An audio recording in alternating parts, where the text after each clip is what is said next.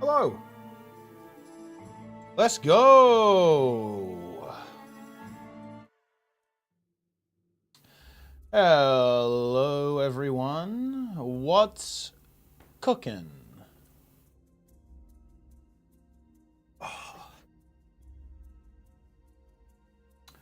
What's going on, everyone? Wow, it is quite warm today. It is very warm. You know what? That's okay. No new teaser. I wonder if they might do one tomorrow. Well, actually, do they need to do one tomorrow? How many more teasers do they have to do? How many have we got? We got 6. They've got to do 3 more. So 2 more. We got 7. Well, they kind of need to do one tomorrow and Monday then, right? Right? Yeah. Because although doing one on the same day as the X-Pack announcement is weird. So yeah, it'll be tomorrow. And then... and then, yeah. I mean, tomorrow's a big day, guys. Tomorrow is a very big day. Tomorrow is the return of tea time. How about that? Tomorrow is the day that we stop killing games. Boom. Yeah, this stream is basically just an advert for tomorrow's stream. I'm gonna be completely honest, gonna be transparent with you. That is what's happening here. Tea time is back. Gonna be on with Lara, Sneb, and Ross Scott from Stop Killing Games.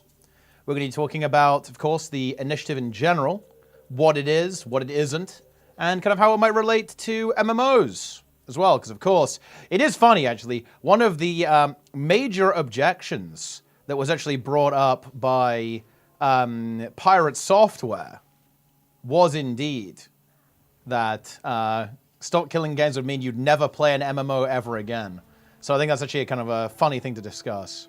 No, Josh couldn't make it, unfortunately. He's busy this weekend.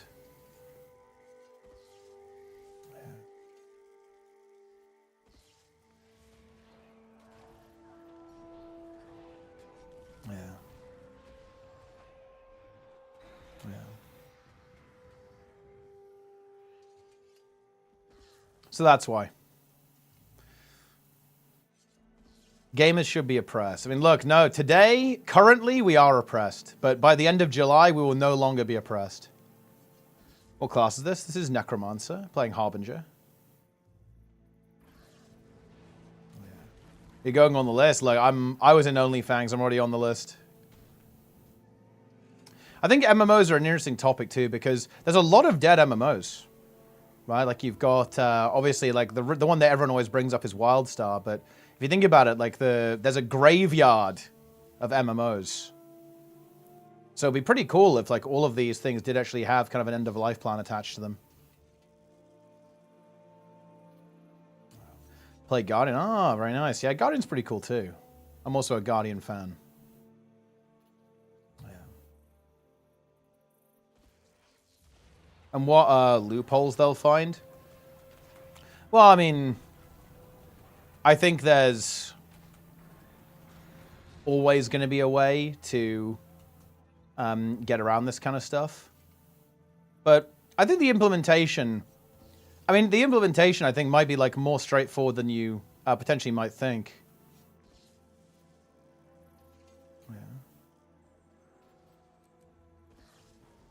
Yeah. So what loopholes are you guys talking about? This will be interesting because I can bring them up tomorrow.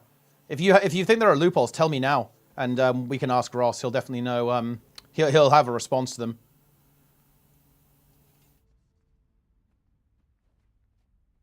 There's actually really good things to bring up. Which pet do you think is getting barred? I'd say Mesmer.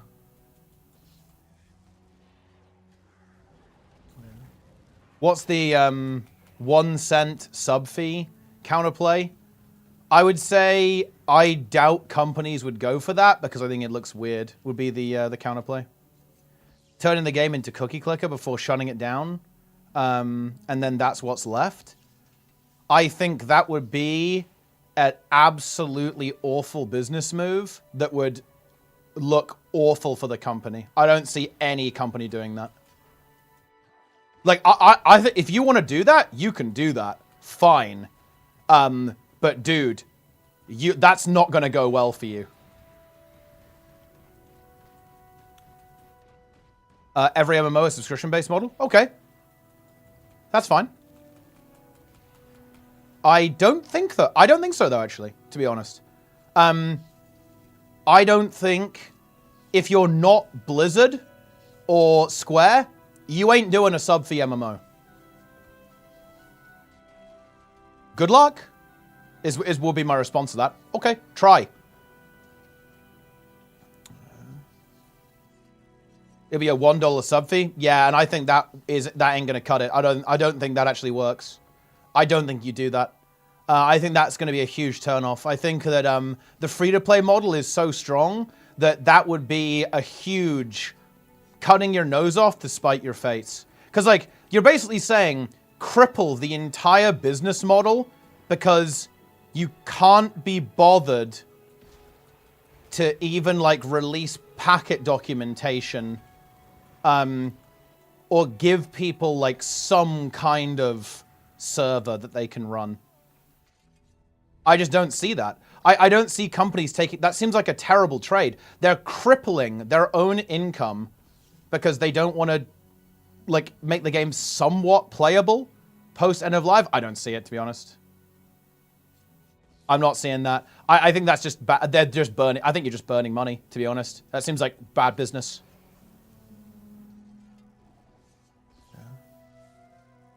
Yeah.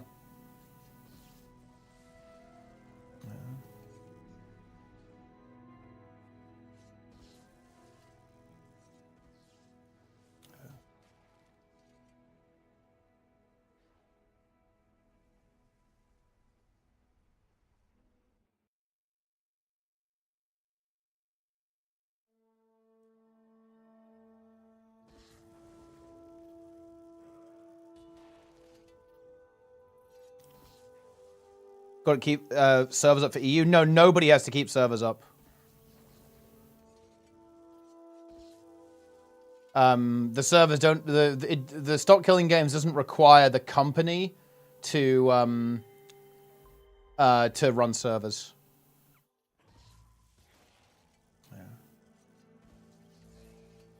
Very easy patch and legislation. Yeah, you could, but I actually don't think you'd even need to. I think that's bad business. Like, I think you would have to...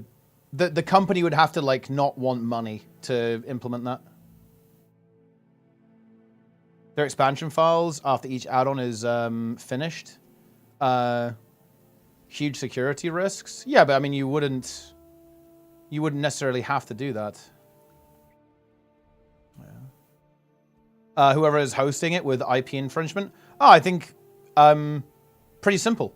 Say that you can only use this for private use only.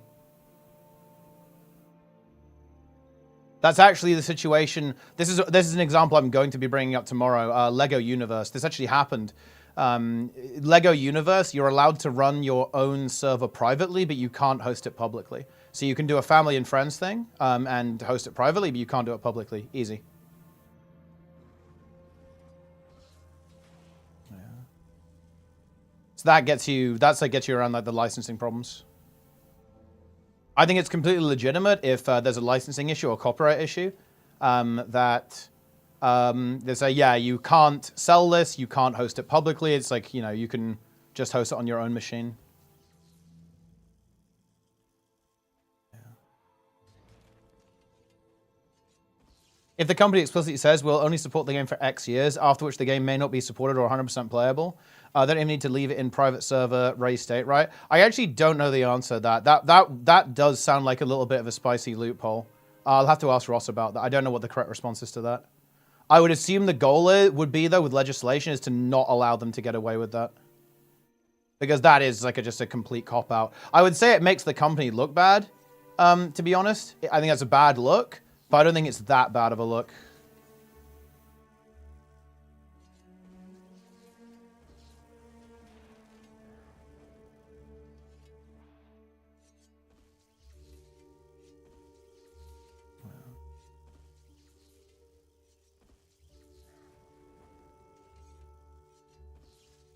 What they're getting, it sounds ethical to me. Yeah, but I thing is, I would then say, okay, if you want to do that, then you need to change.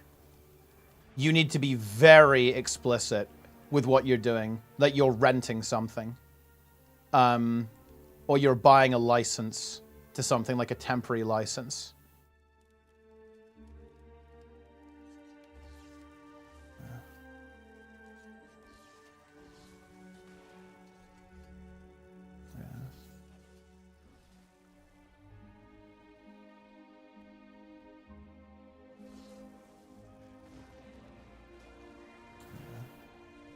You're interviewing Ross Scott from Stop Killing Games.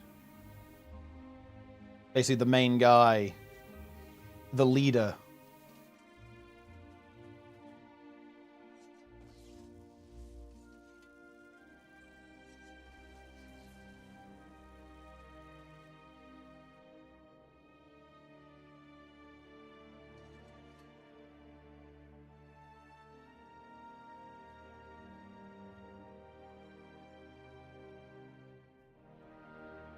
No PTR? We already played PTR. It was actually really good. The boss was really fun.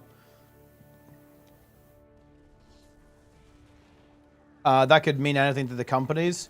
Yeah, I mean, these are the kind of things that we can ask, right? Like, we can actually just talk about, though, right? Tomorrow. That's the whole point. Do you have some questions prepped? Want any senior questions? Definitely, yeah. Look, there are some skeptical people in chat. Like, these are the people I want to have good questions, right? For sure. Give me your best shot.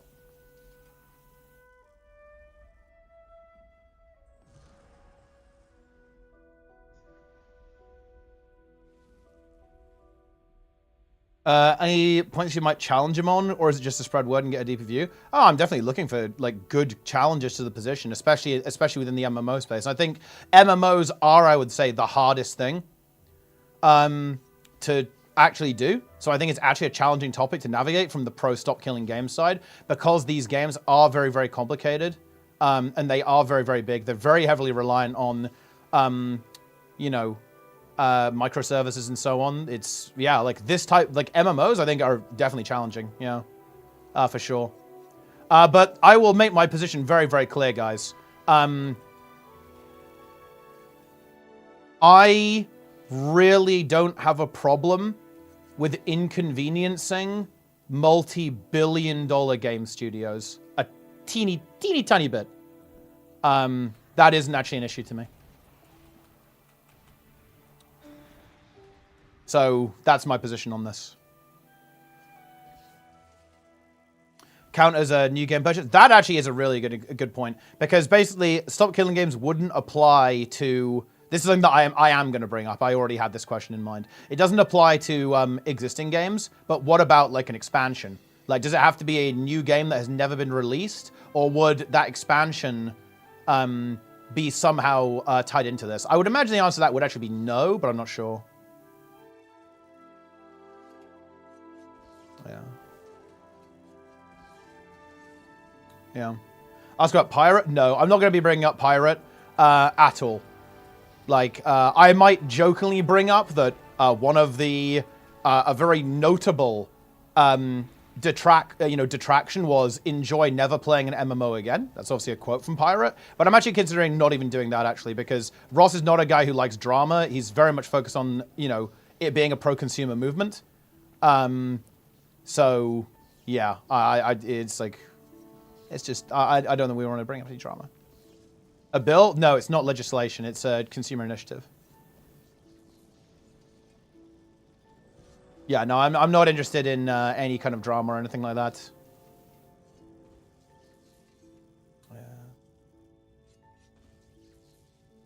Yeah. Step back from main game regards to the quality next version? Yes.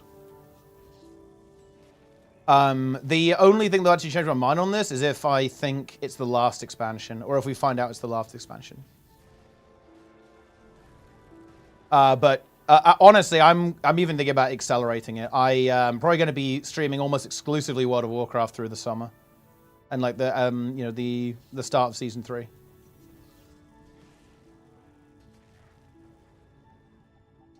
But no, I definitely have very limited interest in, you know, being involved in Guild Wars 2. I'm just waiting for Guild Wars 3, basically. If it's the last expansion, I'll play it because I might as well, right? Like, you know, you might as well at that point, right? If it's the last one. But if it's not the last one, then yeah, I won't really be streaming much.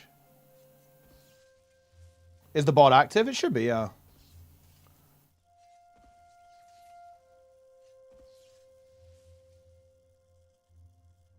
Why isn't it letting you do SKG? I wonder if that already exists. Or if it's like reserved in some way.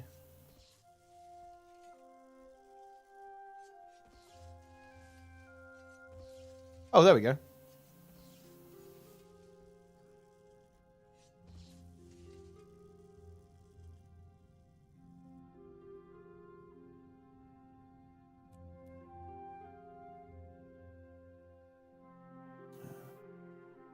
Want corporate lawyers to shred it up and find injuries around it with clever language? I mean, that's always the risk, but I mean, like, that's not a reason not to try, right? Less than for fear people won't play? Absolutely not. Like, I think this is actually the worst argument. Like, the argument that multi-billion-dollar companies will go, you know what? I just don't fancy selling a game for millions and millions of dollars in sales. You know, I think this is the thing that's going to tip me over the edge. And actually, I don't want millions of dollars anymore. I just don't think I do. Nah, that is absurd in my opinion. Like the idea that companies will be put off by this is hilarious, to be honest. Like if they don't want to make money, that's completely their prerogative. Someone else will.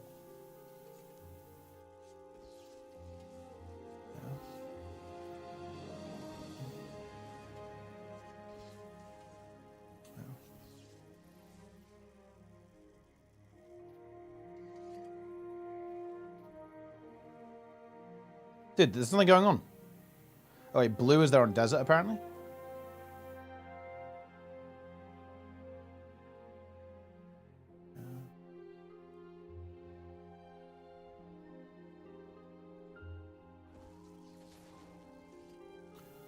Look, let me, look, if you want the perfect encapsulation, let me actually find this, guys. Okay. You want to know why Stop Killing Games exists, guys? Let me read this to you. This is this is legitimate, by the way. This is ubisoft.com/legal/document/EULA, ENUS. I encourage everyone to check this if you don't believe me. This is why this initiative exists. The end-user license is effective from the early date you purchased, download, or use the product until terminated according to its terms. You and Ubisoft or its licenses may terminate the end-user license agreement at any time for any reason. Termination by Ubisoft will be effective upon notice to you, termination of your Ubisoft account, if any, or at the time of Ubisoft's decision to discontinue offering and or supporting the product. This user license agreement will terminate automatically if you fail to comply with any of the terms and conditions of the user license agreement. Upon termination for any reason, you must immediately uninstall the product and destroy all copies of the product in your possession. Like, the fact that this is actually something that they have publicly put out there is a fucking joke. Like, this is so... I don't even, this is like beyond comedy. This is like comedically hostile to the consumer, right? Like, and that is ultimately what the Stop Killing Games movement is all about. It is basically preventing stuff like this. This is ridiculous. They're literally saying that you have to destroy physical copies of a game. If you bought like a CD, they're saying if they cease support of the game, you have to get like a hammer and smash the disc, right? When the moment that they stop supporting the game, you have to uninstall that thing that you purchased and delete it from your hard drive. This is absurd. Like, it is unbelievably ridiculous to that they would even like bother to have that.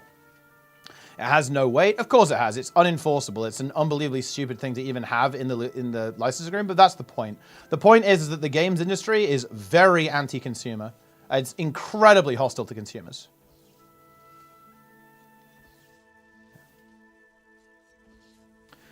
Transferring accounts in GDPR after the game is shut down, especially for whale games. If you lose all of your progress, the game is killed for you.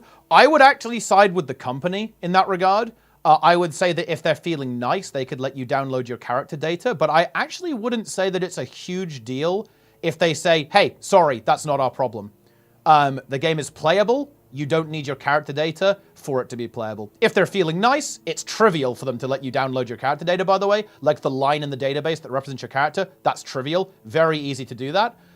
If they want to, sure. But actually, I wouldn't say that they should be required to. Because again, that's not actually necessary for the game to be playable.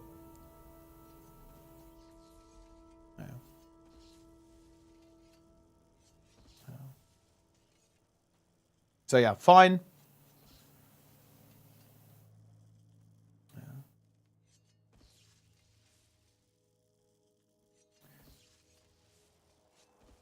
Yeah. They'll adapt to continue. No good show. I was going to throw. Of course not. Yeah, it would be ridiculous. Like, yeah, people don't operate this way. Like, they're not going to say, oh no, we have to spend 1% more of our $1 million budget on making sure that we have a patch that makes the game playable after we've cut support. Oh my God. What am I going to do? How am I going to afford my yacht? Okay, like, how is that going to work anyways? Like, no, they're just going to eat it and move on.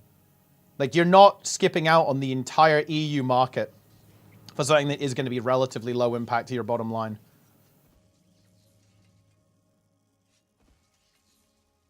Yeah.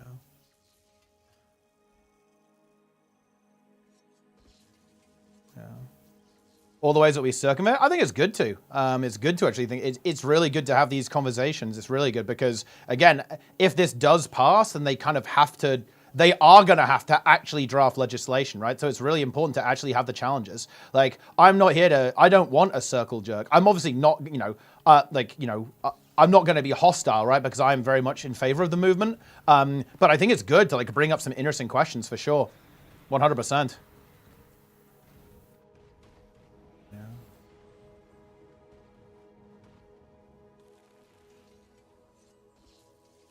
Lobby groups will butcher it, even if it's agreed in principle. I actually would really caution you against this level of pessimism.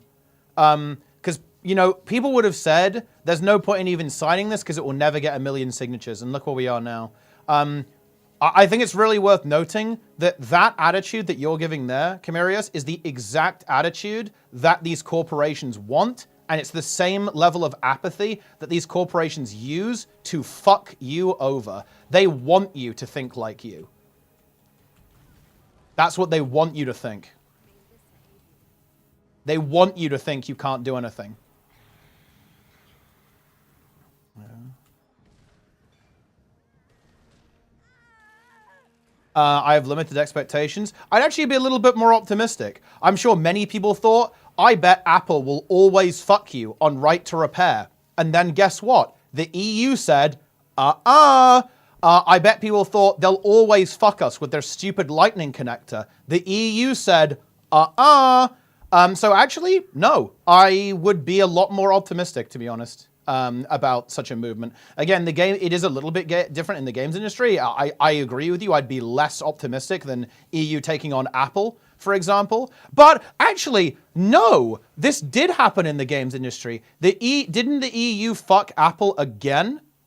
Specifically about Epic Games over their lawsuit regarding the ability to have like an in-game store that circumvents the App Store. I'm not sure if that was the EU though. That might have actually just been, that might have happened in the US as well. I'm not entirely sure actually, but that also did happen. Yeah, Apple was engaging in kind of anti-competitive practice and like hostile practice, and yeah, like they lost on that as well.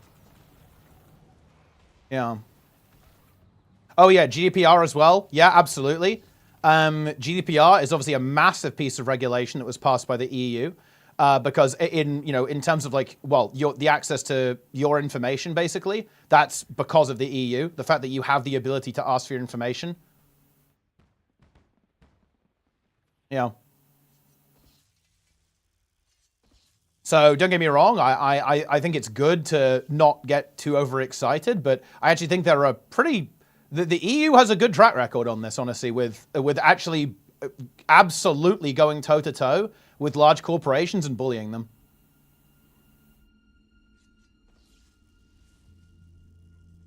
Yeah.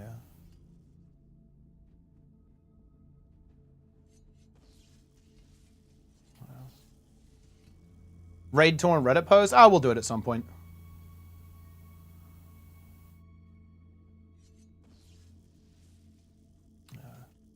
Stop the count. I think it's really important to keep signing, though, because, again, it's very likely that, of course, many people will have, there will be some signatures that don't count, so it's pretty important to get the number as high as possible.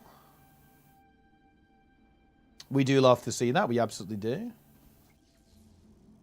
The company's joined it years ago for other reasons. Yeah, I'm sure there are plenty of developers that are in favor. I don't think that all game devs are evil, for sure.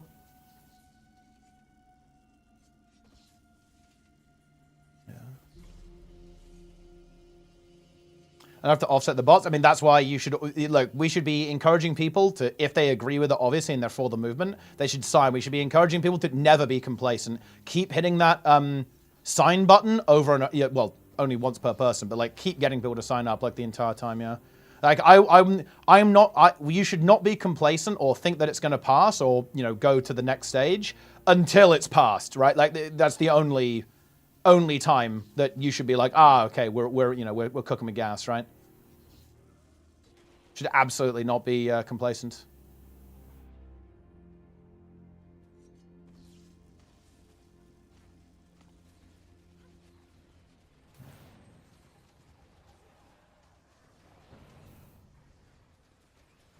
$184K, yeah. So the UK is going to have to get on it. What if ArenaNet give the new elite specs to every profession? You need to do a quest to obtain them. There's no way they would ever do that. They would just like honestly completely ruin the game. Like 9 new specs for every class. Also, it would be kind of lame because they'd have to make them like really universal and generic, so they'd work for every class. So I actually think it would be like the worst of both worlds. It would like ruin the game combat and balance wise, and it would also suck because you wouldn't have kind of like the bespoke tailoring of each elite spec to a profession mechanic.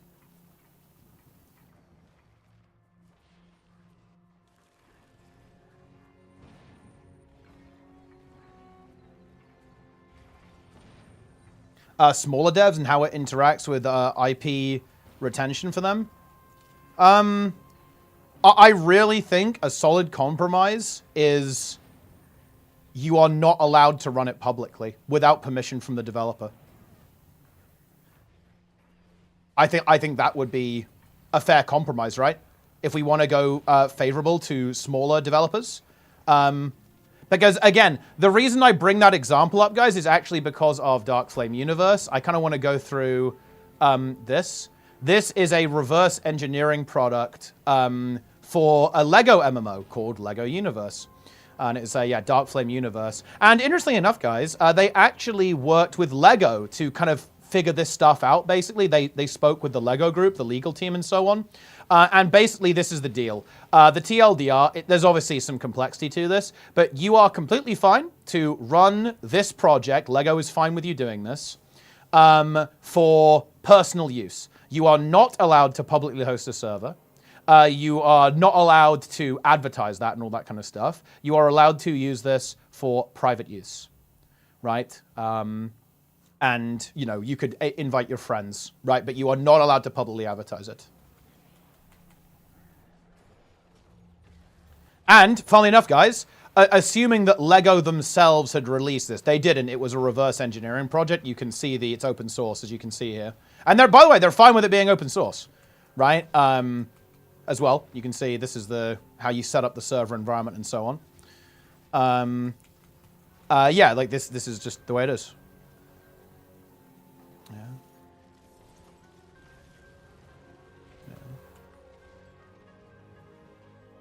Yup. But by agreeing, does LEGO retain legal control of the IP? What if the dev does not agree? Is it de facto surrendering control of the IP if private servers go up unchallenged? Hey, fair enough, that's the raid, man. Well, that's the thing though. This is why I don't think it will be fair to have this. LEGO has said, this is our IP. Don't host it publicly. Well, okay, look, okay. So let me give like a counter example. Am I violating? Let's say that. Let's say that I open the WildStar client and just look at the loading screen. Am I violating IP by doing that? No, right? That doesn't make any sense. That makes zero sense. right? Because you're saying that would it be a problem if you run a game that's no longer supported? I don't think so, right? I don't see how that's a problem. Again, if you publicly advertised it, or if you tried to resell it, or if you hosted a server, I don't think so. Yeah.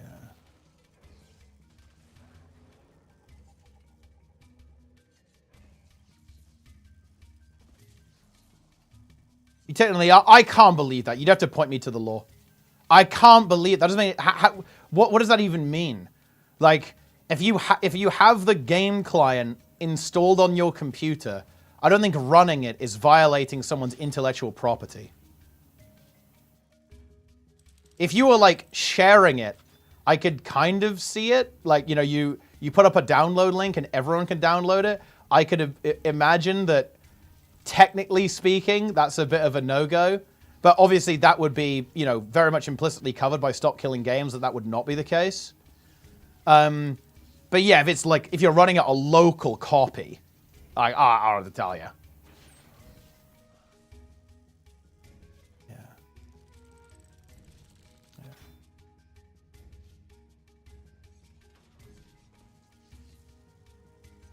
But yeah, fast car DAOC.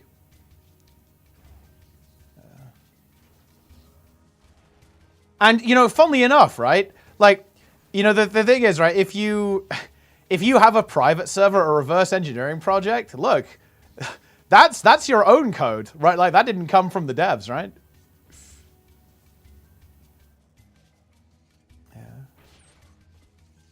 Distributing is often legal, GG. Yeah, I can definitely see that, 100%.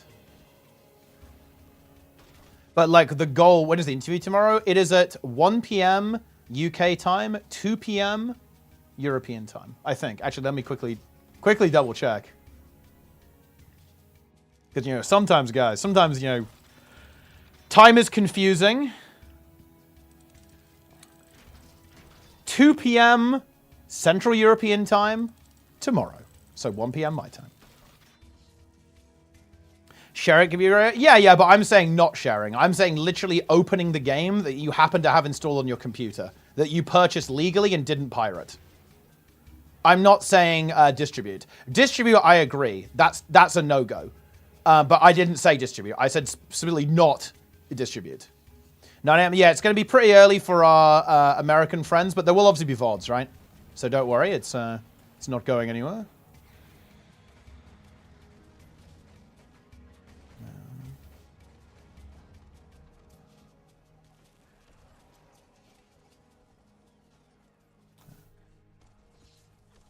And also, okay, let's assume that let's actually grant this. Let's assume that technically, if you run, even open the executable file. Okay, let's assume that even having the executable file on your computer is actually illegal after a game has been shut down.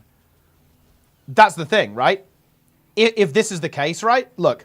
Upon termination, you must immediately uninstall and destroy copies, including physical, right?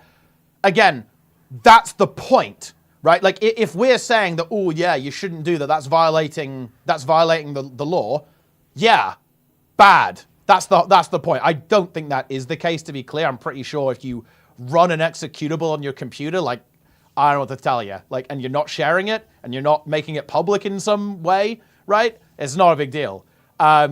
But let's say that is the case, then yeah, we'd want to change that. Like that's, I mean, look, guys, think about that. Think how unbelievably hostile to the consumer that is.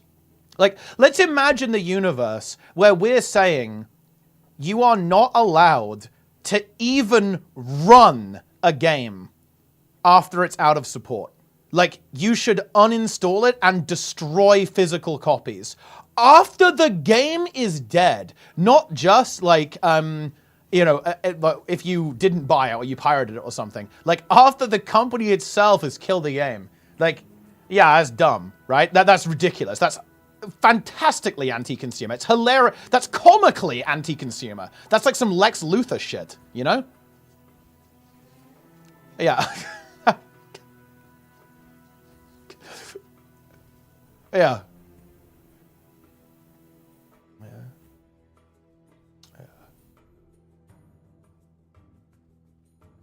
Yeah.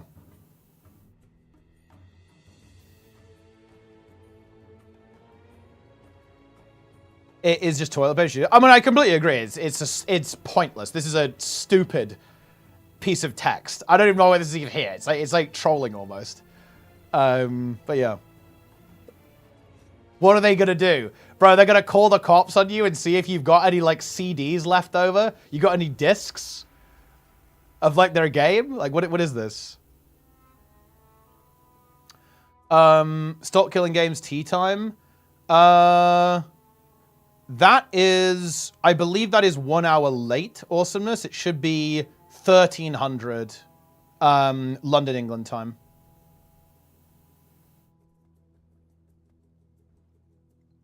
I think. Yeah, it should be 1300. I will be live very early as well. I'll be live hopefully a couple of hours before to kind of hype it up and get some engagement. We'll do some Reddit posts too and try and kind of get people engaged. What is this, meme review? I actually quite like that. That's pretty good actually. That's a good meme, Green. Twitch for front page? I didn't. It was too short notice. You have to ask a really far in advance. That would have been a good idea, though, actually.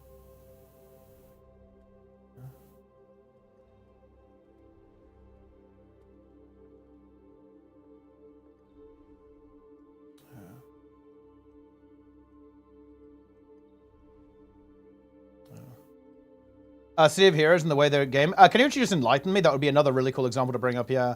As I understand it, like, you're even allowed to stream the game on Twitch. So there's actually quite an amicable agreement with the private server community and NC, right? I think with City of Heroes. But I imagine it's similar to LEGO Universe. I imagine there's simply an agreement. I guess that, wait, they're more permissive, right? They're more permissive because you're allowed to stream the game. And I assume you're actually allowed to publicly host the game as well, no? Yeah, it must be.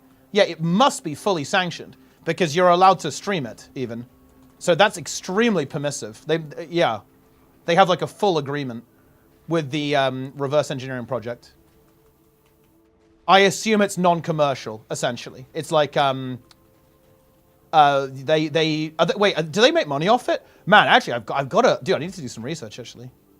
I'm not familiar with this game at all, but I wonder if they make money from it. Is NCSoft actually based? Oh, it wasn't a reverse engineer. It was source code from a dev. Leaked? Was it leaked intentionally to assist people? Or was it leaked kind of like, ooh, bit of a cheeky meme? Leaking the source code.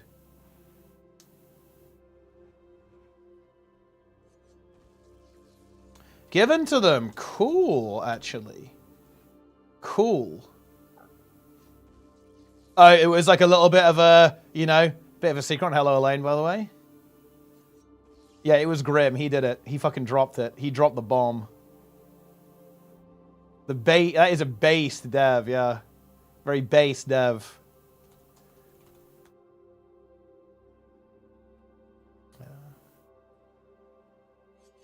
Oh, the way I made the dev. Oh, so the dev was mad and just leaked it, but it looks like that. It worked out though. It looks like they came to a very, an amicable agreement, which is nice. Definitely love to see that. Yeah, here we go. The leak ended up splitting the community. Some were relieved it was back, while others were angered that they had been lied to. Homecoming launched its first server. They obtained... Oh, look at this. And guys, I want to be clear. This is what the gaming lobby say isn't possible and can't be done. They obtained a limited license with NCSoft to continue development on the game in an official capacity. I mean, damn, that's honestly way more than SKG is asking for, by the way. That is way more than they're asking for. That's pretty based. From NC, no? I know they haven't got the best rep, but that's pretty based. They just gave them a full unlimited license. Okay. Yeah. And again, look, it's not like it's impossible. Yeah. Like, oh, we can't do that. Oh, there's no way we could do this. Yeah, it's like they literally did it.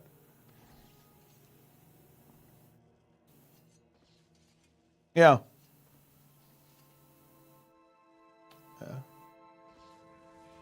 Duelist Team, CCG. Oh, dude, yeah, I actually played that game a little bit. It was kind of cool. I was kind of sad when it was shut down. Yeah. That felt kind of bad. I really liked the music in that game, and I think the art style was really cool, too. Yeah, it's back now, yeah.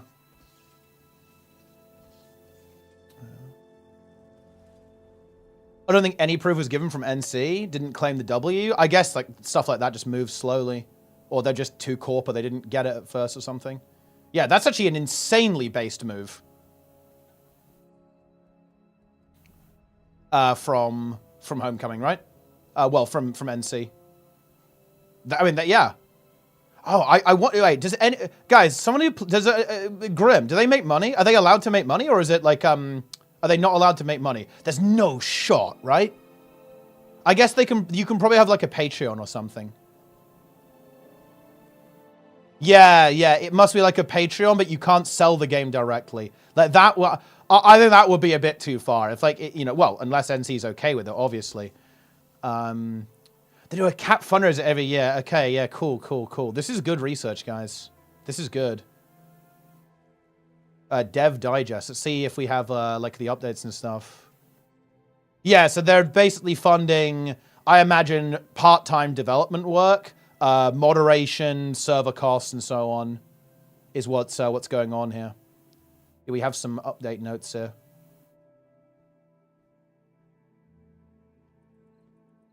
Oh, yeah. Oh, dude, hold on.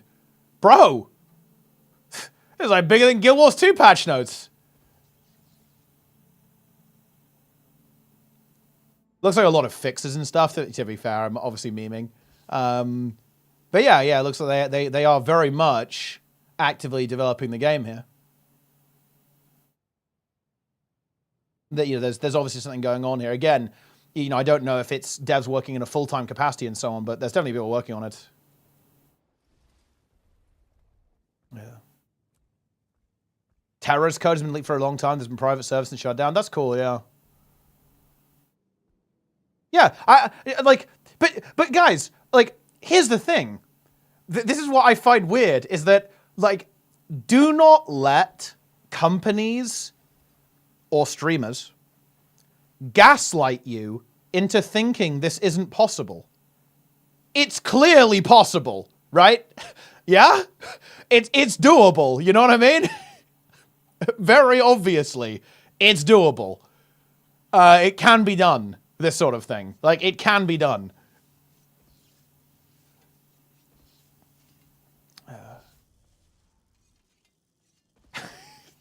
I fucking love the roach out emote. It's so good. Like, that's one of the top emotes on Twitch, guys. I'm going to be honest with you. Like, the low frame rate, it's so scuffed. It just makes it so much better. I love how scuffed it is. It's so stupid. Like, that emote is just, it just looks dumb.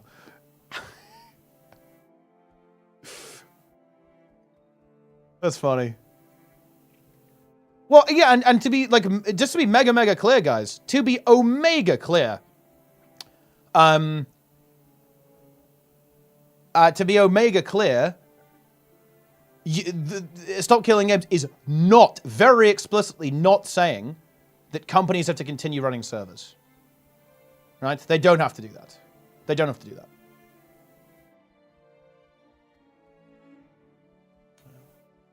WoW private servers have been thing from Miller. Yeah, absolutely. However, that's not really what Stop Killing Games is advocating for.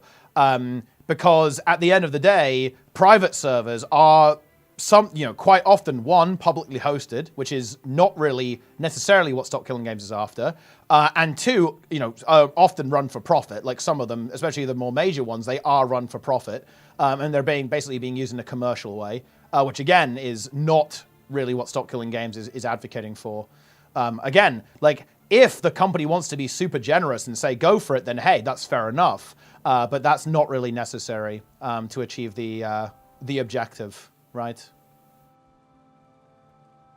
Yeah, and that is another big thing as well, yeah. They're also competing with the existing product. You could kind of make a little bit of a gray area argument before the existence of Classic, because you obviously couldn't play Classic WoW.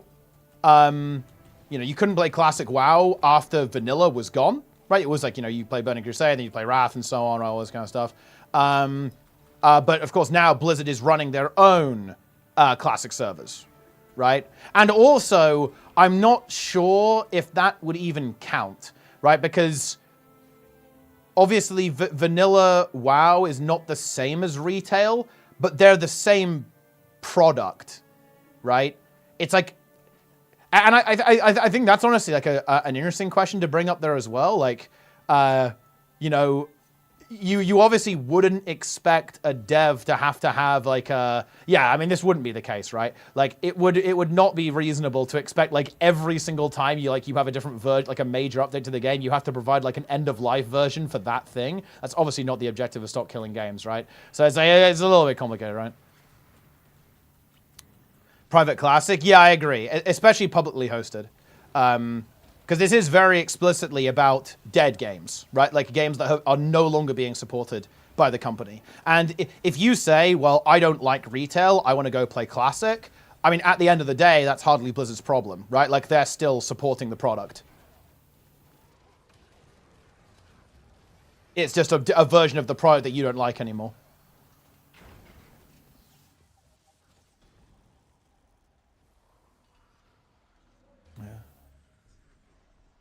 Interview the Stop Killing Games guy. Yeah, that's right. Yeah, we're incredibly lucky to be able to take some time out of Ross Scott's valuable time to chat to him about Stop Killing Games and MMOs tomorrow.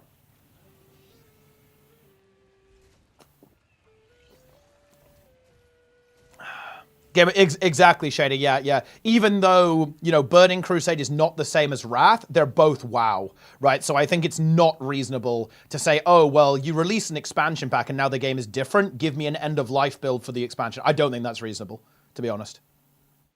I don't think that I would side with the company there. I think that's not necessarily a reasonable expectation. If they want to do that, then fine, right? If they want to do that, but I don't think that's, I wouldn't go that far.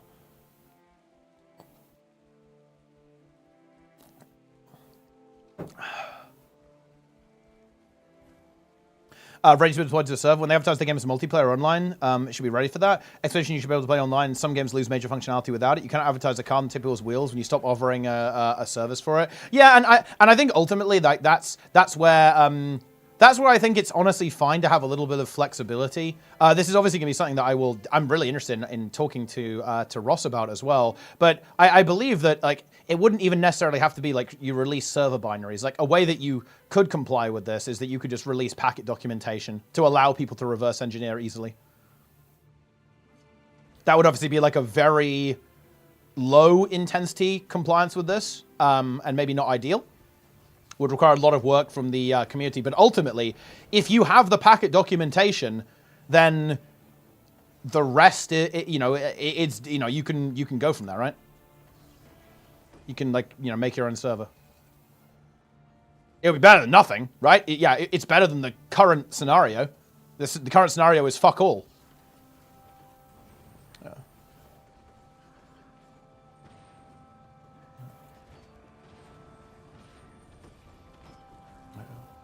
How was PTR? It was actually really fun, Mice. Yeah. Cross-examine the whole incident is invited on Pirate Software. Categorical takedowns of his career by industry professionals. Well, I mean, the problem is, okay, is that he...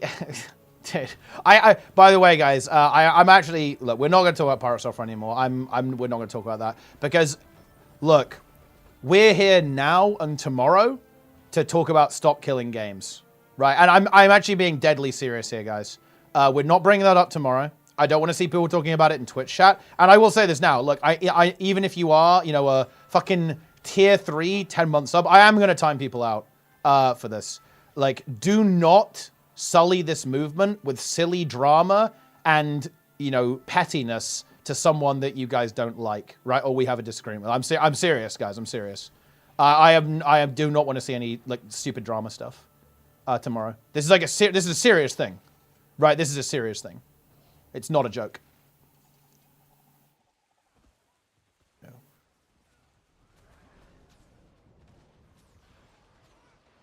Yeah.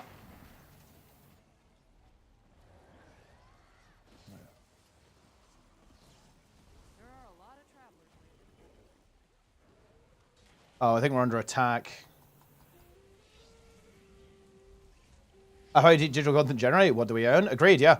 That's why I actually find this exciting, is because, look, you know, guys, you know, when it comes to digital rights, internet rights, like social media, dude, like everyone online is getting fucked by massive corporations, and not just gaming as well, but certainly like online stuff and gaming stuff and real life as well, right? This is a really important thing because, you know, maybe it gives people the confidence to do more, right? And actually fight back a little bit more and improve things, like make the internet more consumer friendly, make like everything that, you know, that we do when it comes to ownership, like more consumer friendly. Yeah, 100%. Absolutely. Like this is the kind of thing that can like make a difference, right? And like maybe we'll feel some morale, right? And feel like they can do something. I feel like a really big problem right now is that people think we can't do anything. This is something that, you know, Ross has talked about a lot in his videos. People feel like there's no hope. There's no way to contest this, right? And I don't blame people for that, obviously, right? Like, you know, it's tough. It's really difficult and it does look bleak sometimes. But, you know, yeah, this is big. Other music company. Yeah, it's not going to be easy. Like, it's not going to be easy. Wait, look, we might do it really well and it might fail. Like, you know, I'm not pretending that I'm like some massive contributor. I'm no PewDiePie. But yeah, like everyone might do our thing. Everyone might sign up and cheer it on and spread the word and do good stuff. And it might fail. It might do. I hope it doesn't. But, you know, at least we tried. Will the EU MPs care enough to go beyond? The EU has a pretty good track record with this kind of stuff, to be honest, with being pro-consumer. So I'd say there's a chance for sure. There's definitely a shot.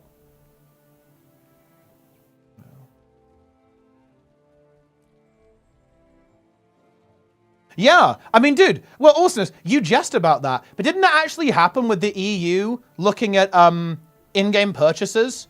Like, I mean, to be clear, guys, this was a joke, but they actually brought up this horse simulator. I believe it was called Star Stable Online or something like that. And it's apparently like a mega pay-to-win horse sim. And bro, dude, I guarantee you, like, the reason that came up in the EU was because someone's kid, like, burned their credit card on buying this stupid pay-to-win horse game. And they were like, bro, this is cooked. And they included it in like this kind of like recommendation on how to make a non-horrible anti-consumer game. As I don't know what to tell you. Like, yeah, like 100%. Like, this is the kind of stuff that needs to happen. Yeah, it is what it is.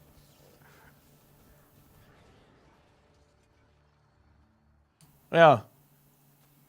And, you know, the UK has been talking about loot boxes. The EU is talking about loot boxes. It's not impossible. Like, don't we want a world, guys, where companies can't do loot boxes? Yeah, I do. I do actually want that. I would very much like the EU to say, actually, no, you can't do that. You can't put this in your video game. Hell yeah. Feels damn good. I am fully in favor of removing toxic business practice from the games industry. And that's where this kind of stuff starts, right? Like, you know, it's got worse and worse ever since goddamn Todd Howard figured out, like, selling horse armor was a good idea. And, yeah, this is the kind of thing that we need. We need more of. Like, stop killing games today. After we're done with that and games will no longer be killed, let's go do some other stuff. I completely agree, Zono. That would be a huge win. Like, the initiative itself is fantastic, in my opinion, obviously. But yeah, another like secondary incredible consequence could be that people feel like we can actually get some shit done. And more stuff happens, right? And gaming becomes, look, gaming is becoming less and less consumer friendly all the time. Like, I'm sure you guys have felt this, right? Like, you know, of course, right? Like, especially the you know, the AAA, especially the really big studios. It's been less and less consumer friendly. It's time that changed.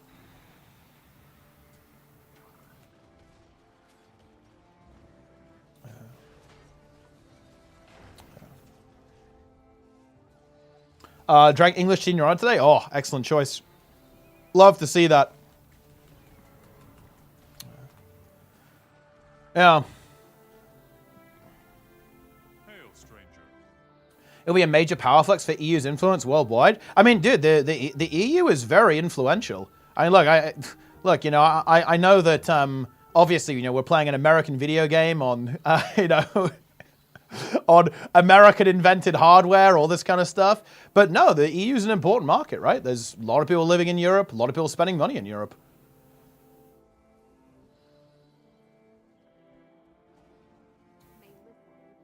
Like, businesses are not going to want to miss out on that.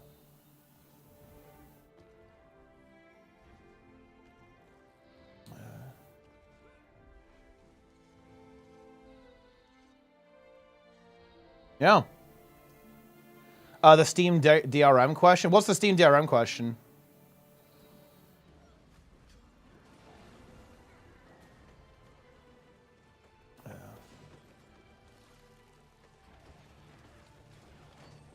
The US backs this movement. I think it's a little bit less likely, but I also think it's not necessary either. And I feel similar. Oh no, of course, yeah. I'm not like blaming Americans. It's very much just, you know, I know things are a little tricky legislative-wise in the US.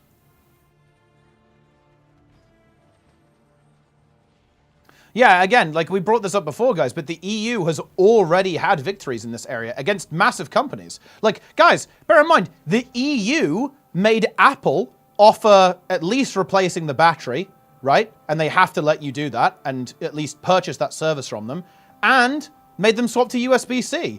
This is the EU standing up against, like, the most valuable company in the world, right? Yeah, like the EU has absolutely stood up to some of the biggest, most powerful companies on the planet. The EU can do it.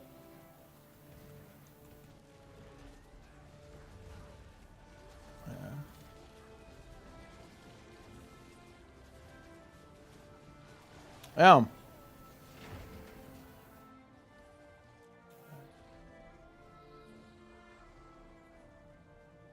Bro, what is this fucking tweet? Like, what?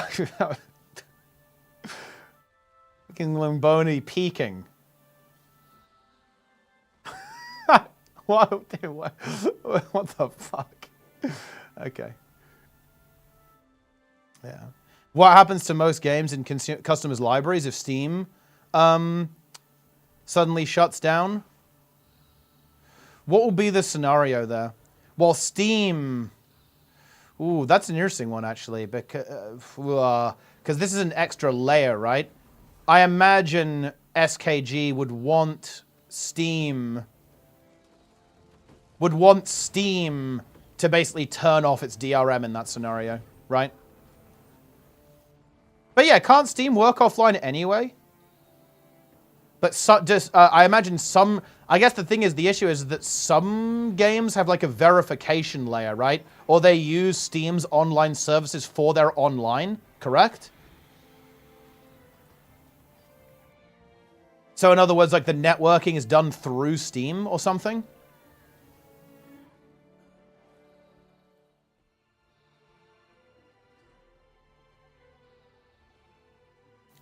So there would have to be potentially some kind of way to circumvent that. But again, look, I mean, I feel like Gaben wouldn't fuck us though, no? Am I wrong on this?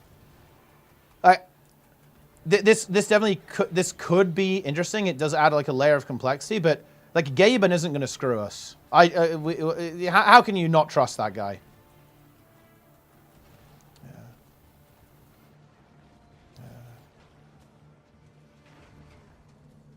Yeah.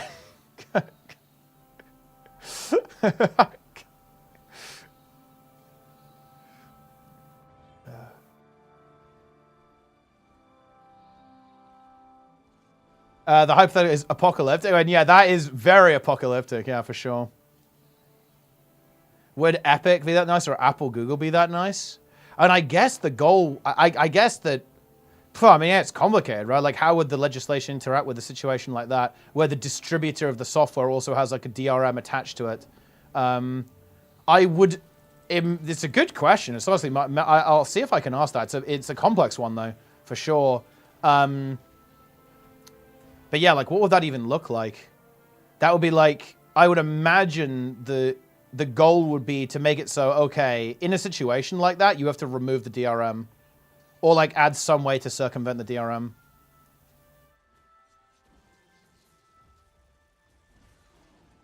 Epic Games win? Would they that still work on phones? Yes, they did. Yeah, Apple lost.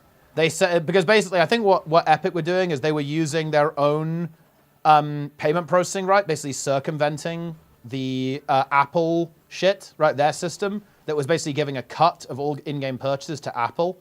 And Epic said, well, hold on, don't do that. And yeah, Apple lost. Apple lost to Epic on that, yeah.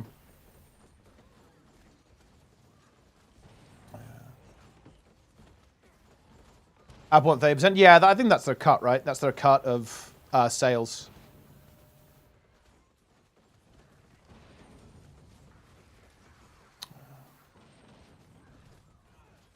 Isn't the Steam really good for games? It's kind of bad for small indies. They want to be on Steam, but need to pay a cut. Well, I mean, that's the deal, though, right? The deal is that being on Steam is highly beneficial. Is that, yeah, you have to pay a cut of your sales, but you're basically getting access to a market, right? Like, Steam is a marketplace, right? And being on Steam, you know, gives you access to that market. Because like, what's your alternative, right? Like self-publishing, that's obviously doable. And you could do that, right? 100%. And, you know, distribute your game yourself and handle that yourself. But obviously, like, Steam does it for you, which is obviously pretty convenient.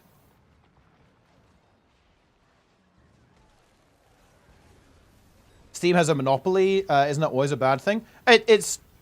Yeah, I mean, it's worth noting. For sure. There are obviously, you know, there are alternatives like GOG, for example, right? And of course, like, many companies kind of run their own storefronts as well that have their little family of games in there. But yeah, it's like worth noting, yeah.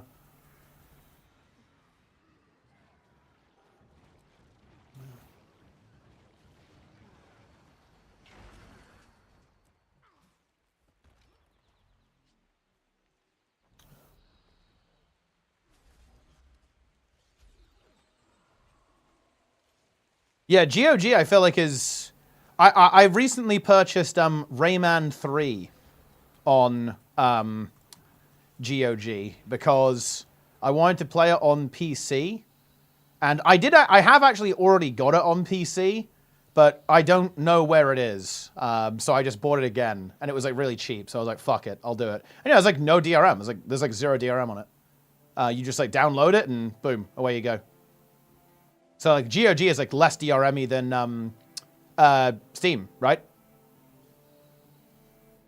Yeah, it's super, super nice. Super, super, super nice.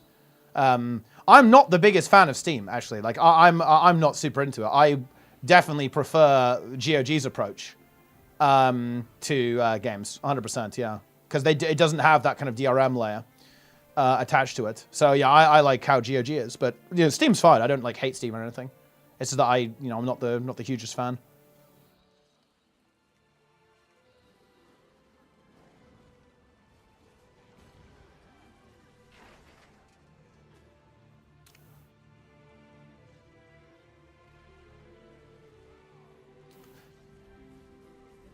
Pretty base. Yeah, that is pretty base. Yeah, for sure.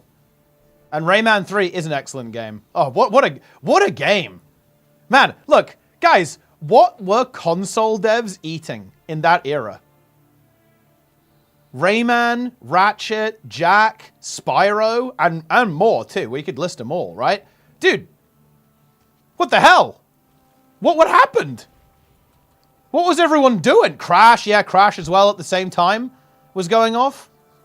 Yeah, there's like PS2. It was like the PS2 era, yeah.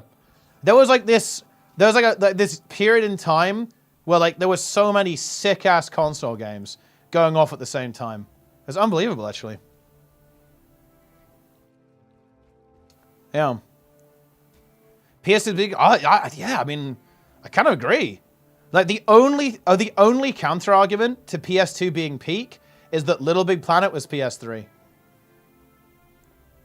And Little Big Planet is just one of the best games ever made. It's a game so good that it makes the PS3 good just on its own.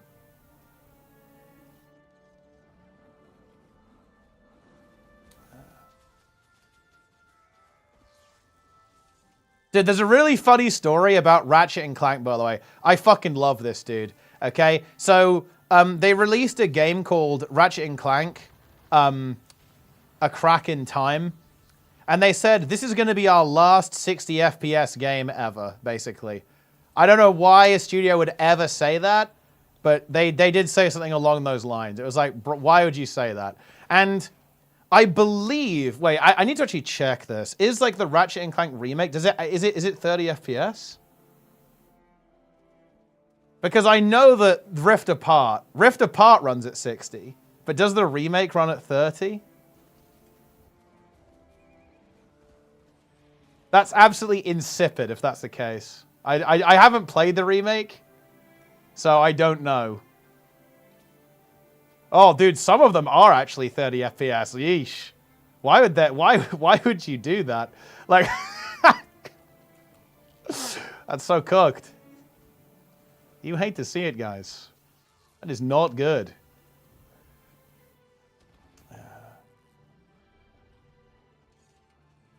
Did I ever see the movie? I didn't, because I didn't want to see what they did to my game.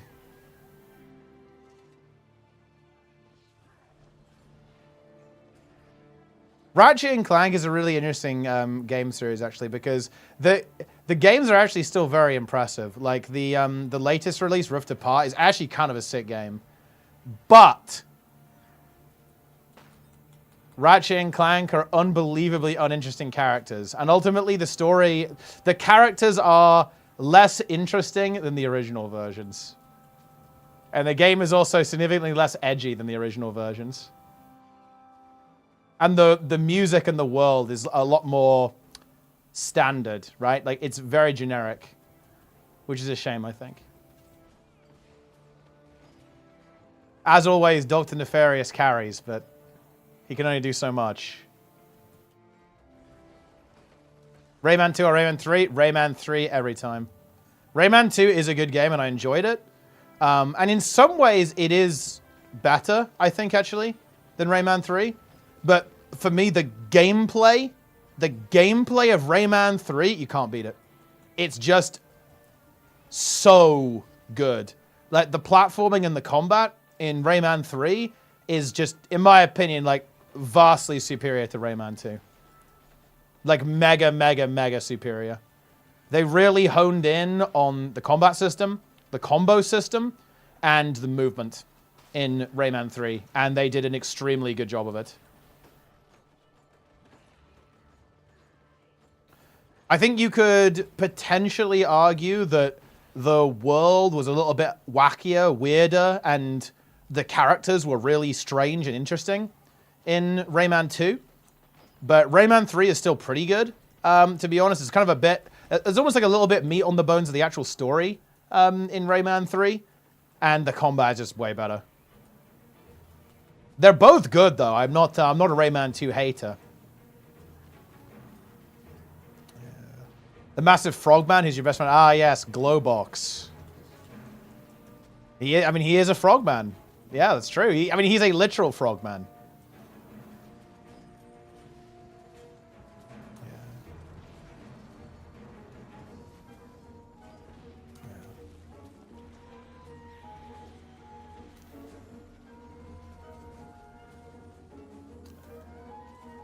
Blasphemous? I haven't played that, no.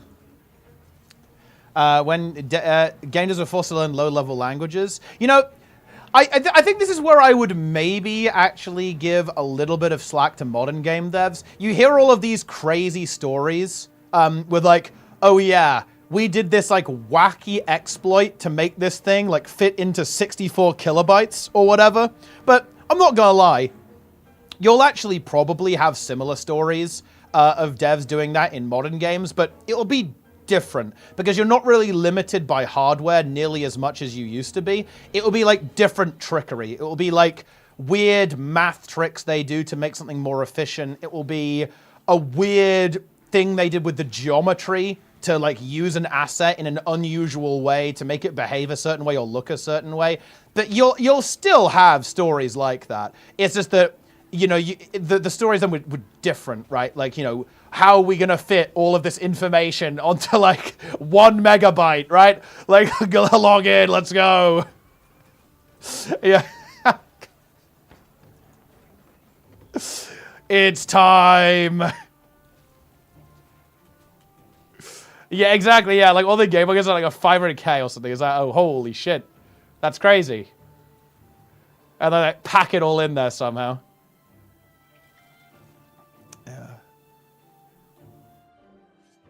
Yeah, you obviously have a performance budget and you want your game to run well on a potato, more or less. So you want as many people as possible to run your game. So you'll still have stories like that. There's going to be stories like that.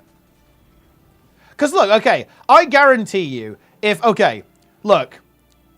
I had the Mike O'Brien interview, dude, think of all the stories that he could tell us about Guild Wars 2's development, right? Just think about that.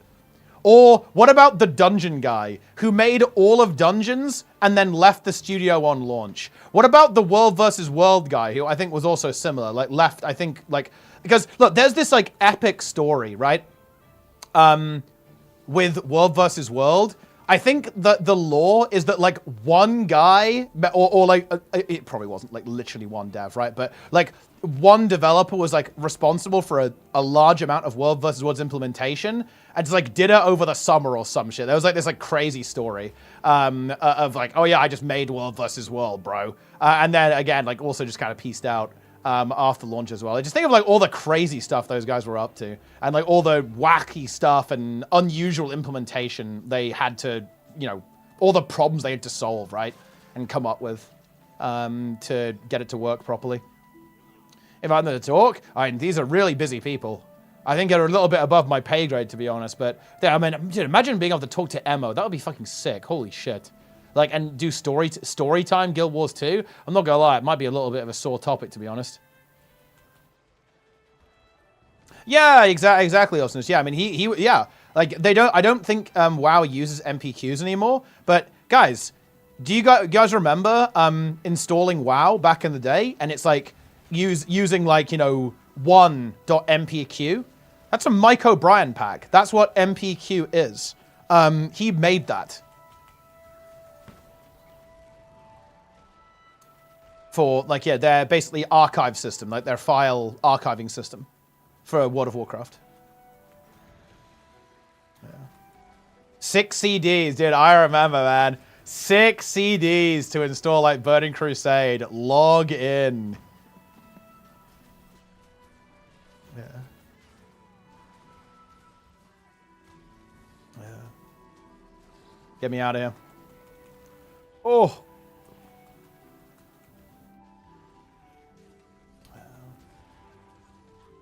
The story of Guild Wars 2 esports? Oh, we could get Grouch on for that.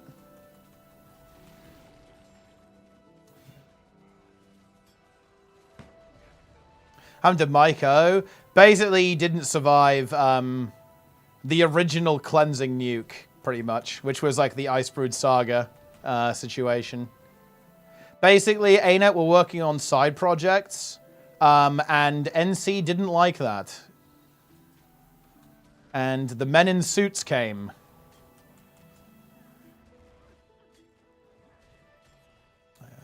Well, I download it overnight, finished like half an hour. It's remarkable. I mean, I have fiber now, and like that was like a really big step up for me because my internet speed post fiber is now 10x what it was. So it's like fucking crazy.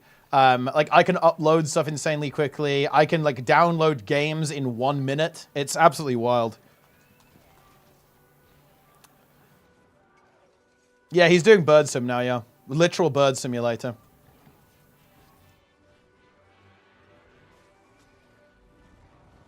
Bix the Snake and Jessica Price in the same call. I mean, that would be pure chaos. Selfie doing it's a pain. Oh, yeah. That would be very unfortunate for me where I'm at. My cellular connection is not great. Favorite StarCraft 2 player? That's actually a really tough question. Like, I think 4GG overall. He's such a crazy fucking playstyle. He comes up with like the most like insane shit. But who's like my favorite active player? I'm actually really boring on this. It's probably Cyril. Like, dude, Cyril is insane. Like when I watch Cyril play, I can like almost imagine the horror of playing against him. Like when Cyril is like at full power, he looks unbeatable. It looks like anything you do fails. It's completely hopeless, and you're just slowly losing, and you like die in agony, right? Like that's what Cyril's gameplay looks like. I think he's the only player that when I've seen them at their peak, it looks like that you can't win. He looks unbeatable.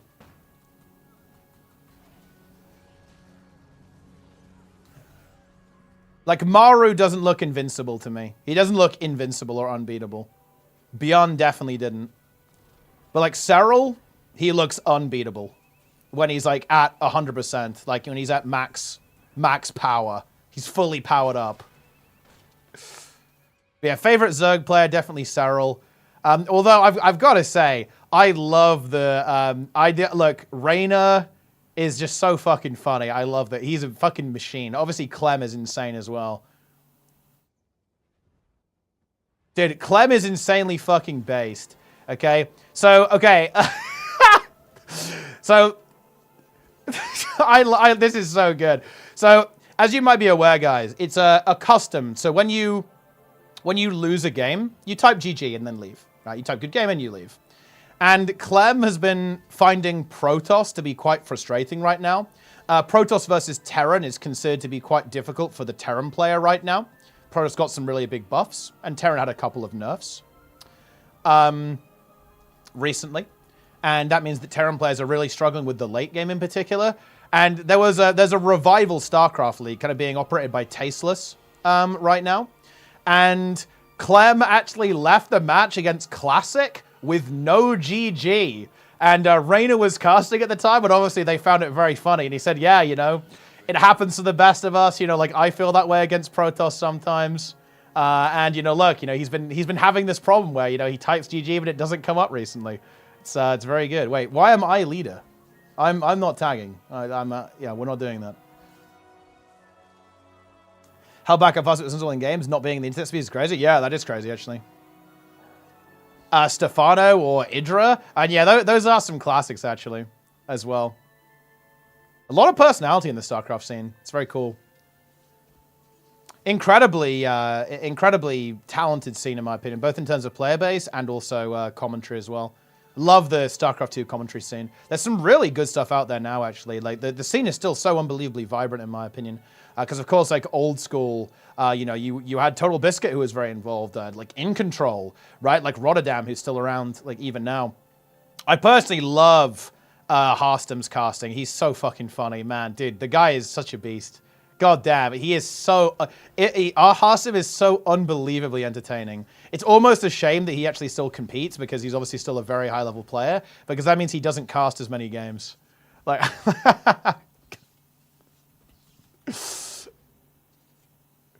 But yeah, the talent's awesome, you know.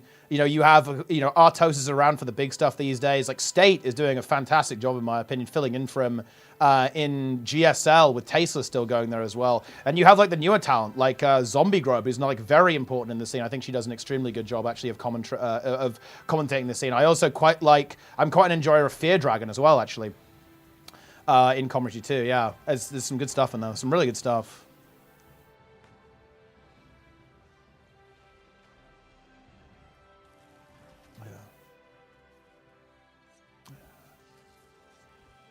Would you ever commentate? Dude, I would love to commentate SC2. Like, that would be so fucking sick. Because I love that game so much. It's my favorite esports game of all time. Yeah, I love that game. That game is incredible. Best esports ever, in my opinion. Yeah, no, I would love to at some point. I should, look, maybe we'll make it happen, right? We're getting the foot in the door with World of Warcraft. Maybe we can go do some Starcraft at some point. Pig casting, I like to watch him. To be honest, I'm actually not the biggest fan of pigs casting. I'm gonna be real. I feels bad to say, but I'm not the biggest fan actually. It seems a little overdone. I think like his kind of casting approach, it feels a little bit forced to me. It's a bit too much.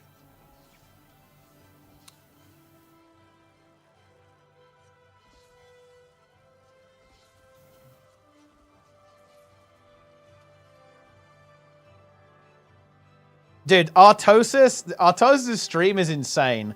Like, I don't think we can accurately describe Artosis' stream to everyone here. I don't think you guys would understand.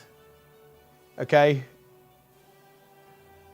But look, I've been on that stream and he's, he'll be playing some StarCraft 1 Brood War, and then you'll hear AI voice chat imitate a random celebrity, and then it'll be depicting, like, visceral relations between like Mario and Bowser, right? Like just at random. And it will go on for like minutes at a time.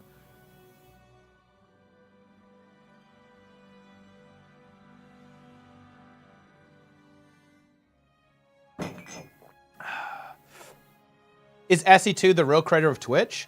It was SE2 was absolutely pivotal in esports, the beginning of esports. And yeah, to an extent Twitch, yeah. Like, this is wild, guys. This is going to sound strange, but there was a time when I think there were like 20,000 people who would tune in to watch Idra stream StarCraft 2, who was a really big personality, Zerg player, back in Wings of Liberty, in particular, was where he was like really, really dominant American player. Very strong personality, like if you know, you know. But yeah, for sure. Like I think SE2 is like very important for Twitch, very important for esports, very important for live streaming. Yeah, Day 9, of course. Of course, Day 9 not super. He's kind of doing other things now. I think he's involved in quite a lot of other games actually. Like he's kind of doing a lot of stuff actually. But yeah, back in the day, like he was the SC2 guy, like the really big SC2 guy, 100%. Yeah. Richards will be DPS and support based on Guild Wars 1. I think it'll be both. I think a lot of these elite specs will be designed to have a bunch of stuff going on. SE2 community to offer casuals. It's just zeitgeist, really. RTS's time in the sun is kind of over, to be honest. Watch Ice Poseidon back in the day. Yeah, for sure. Like, I've seen Ice Poseidon. I think Ice Poseidon is a really interesting streamer. Because, I mean, look, without him, he's another unbelievably high-impact streamer. Now, his community obviously was, like, unbelievably toxic. Like, there's nothing I've seen anything like this with, like, the community that he kind of fostered in the old-school RuneScape community before moving on to IRL. Like, that was something else. But... yeah, like without him, you wouldn't have IRL. Like not in the same way. Like he pioneered IRL. There's just no question about that. There's just no question about that. In the IRL streaming space. Yeah, dude, Athene. Athene, even though he is regrettably completely insane. Oh man, it sucks so bad that Athene is insane. It's remarkable. I think this is why. If you're good at something, guys, always be careful not to buy your own bullshit. Athene is a fascinating story for me because I view him as someone who's unbelievably competent, unbelievably talented, skilled person, but he made the #1 mistake. He bought his own bullshit. And I think this is actually something that this is something that's very scary for competent people. If you're very competent in one particular field, you can start to believe that you're competent in every field and like only you have the answers. That's exactly what happened with Athene. Is it in trolling? No, it's not. I wish it was. If it was a troll, that I'd be, okay, fine. it's not very effective, but it is what it is. But no, he's not trolling. That's the problem. If he was trolling, it'll be fine. Yeah.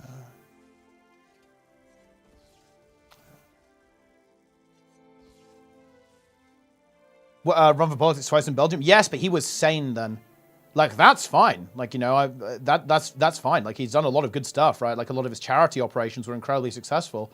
And he's funny. He's entertaining. Very entertaining. I think very talented. But unfortunately, he is also insane. So, you know, his talent is somewhat mitigated by that. I do reach your YouTube chat. Yeah, I do reach your YouTube chat. Johnny Somali. I don't actually know anything about that guy, but he's the guy who got arrested, right? Well, I mean, look, we can kind of generalize here a bit. Dude, if you're an IRL streamer, just don't be a fucking dickhead, right? There you go. There's my hot take, guys. Absolutely, like, scorching hot, like lava, molten lava, inferno take. Just don't be a fucking prat, like, in real life. I don't know what to tell you. Just leave people alone.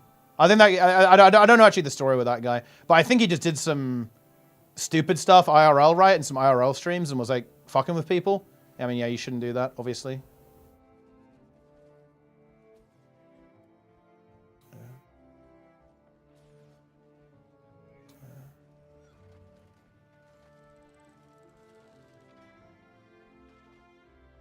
Is Connor going to other countries and solo locals? Yeah, I mean, that's just so fucking cringe, holy. That's just, you shouldn't, that's just embarrassing. Yeah.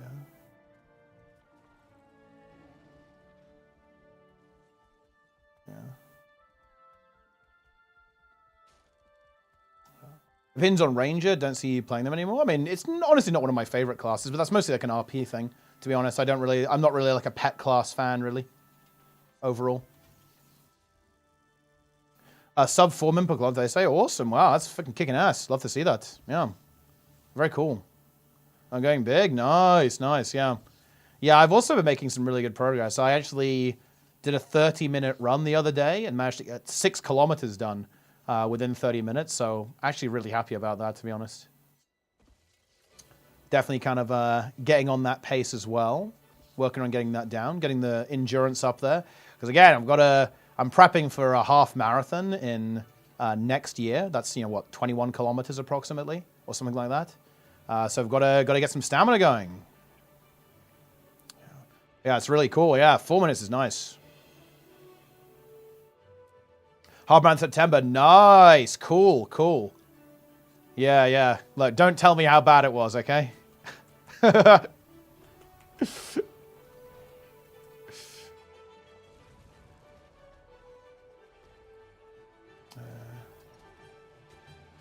30 minutes at a time ever go longer? Oh, no, I mean, just the other day was the first time I've run 30 minutes in a row in my life. Okay, no, I'm very much I'm a newbie. We're getting into it now.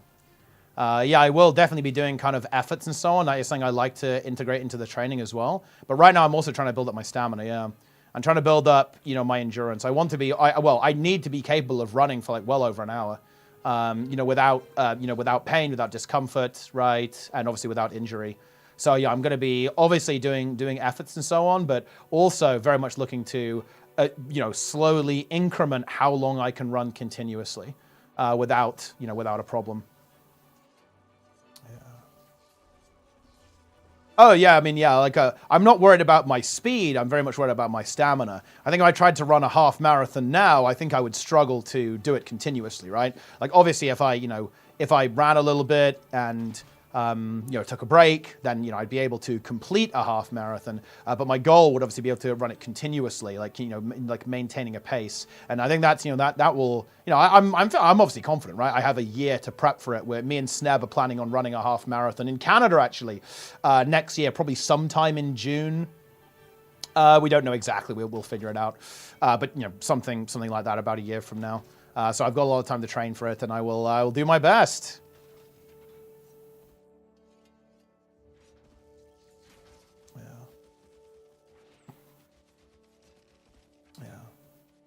Sounds awful. I mean, it's tough. It's definitely tough. To be honest, though, like over the last, I want to say the last That when I did the 5K on stream, I'm not gonna lie, dude, that felt really tough. It didn't help that it was a really warm day, I think, so I felt like I was overheating a little bit, especially towards the end of the run, but it felt tough. It honestly felt tough. But honestly, I've continued to train after that, and now it doesn't feel that difficult. Like, running 30 minutes didn't feel that difficult, to be honest. You know, like, obviously it wasn't, like, free, and I was obviously trying to, you know, figure out, like, the best even pace I can do for 30 minutes, but it didn't feel that bad. But yeah, like, the 5K, like, felt very challenging.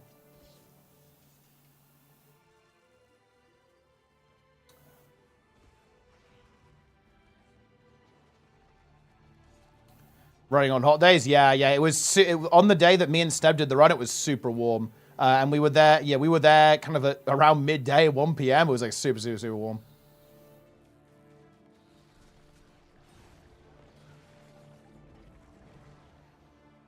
And that definitely wasn't helping.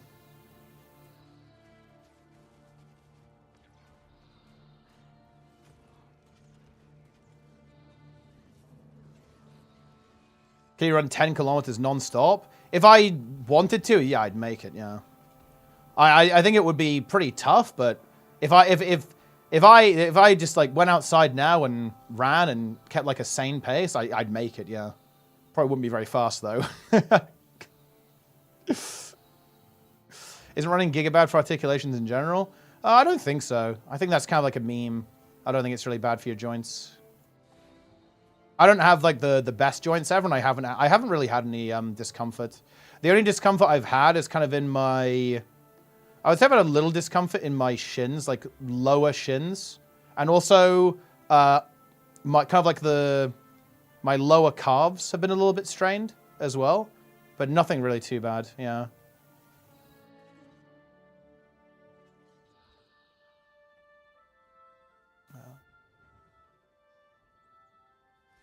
Knee discomfort when I did no rest days. It's something that I am a little bit worried about. Like, my joints have historically not been great.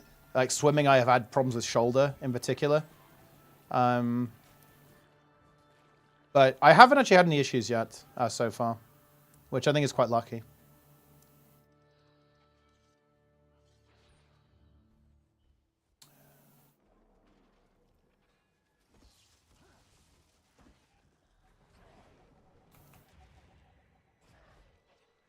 Huge. Power Harbinger? Yeah.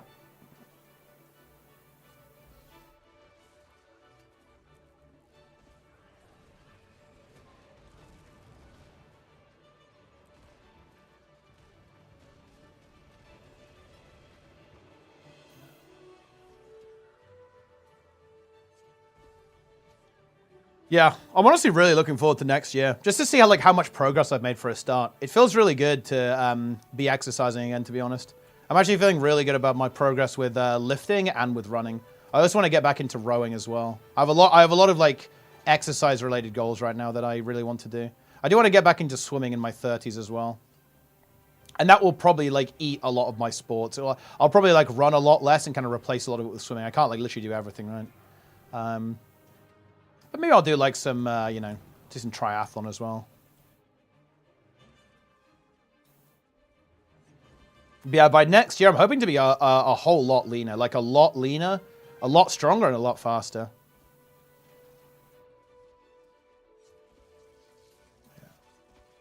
Where the short-term results are discouraging. Well, yeah, I think the thing is that, you know, I don't know. I think you can be really, you can make a lot of progress. Look, let me, guys, seriously. 2 months ago, a little over 2 months ago, I honestly don't think that I could have run without pain for like more than like, well, I mean, I obviously could have done, but I wouldn't have been comfortable running for more than like 5 minutes. And after like a month, like a little bit, yeah, just under a month. Yeah, no, over a month, like one and a half months. I was able to run a 5K with Sneb, right? Is that like the biggest progress in the world? I guess not, but I think it's pretty good.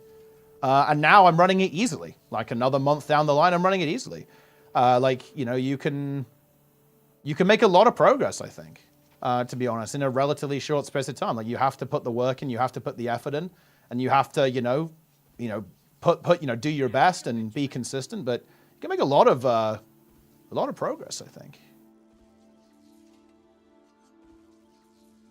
Look, like 190 pounds. Am I right? Let's see. What is that? That's like 85, right? Oh, wait. No, that's less than that, actually. No, I'm a bit heavy. Wait. What is that? Oh, yeah. That's actually right. Yeah, you are right. Yeah, 85. Yeah, I was getting slightly bumbled with the conversion there, but that's about right, yeah.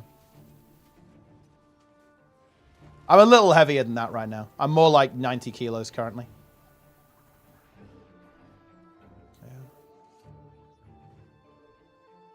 I'd like 190 is where I'd like to be approximately. I'll probably be, I know, a little heavier than that, to be honest. But yeah, pretty close. Like, I'll probably end up at like 195.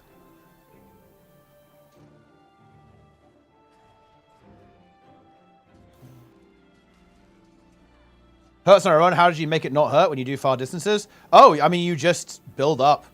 When I first started running, it was tough. It was uncomfortable. Yeah, for sure. Like I had a lot of discomfort. My shins were pretty sore. My calves were pretty sore. There's obviously like some stretch going on there.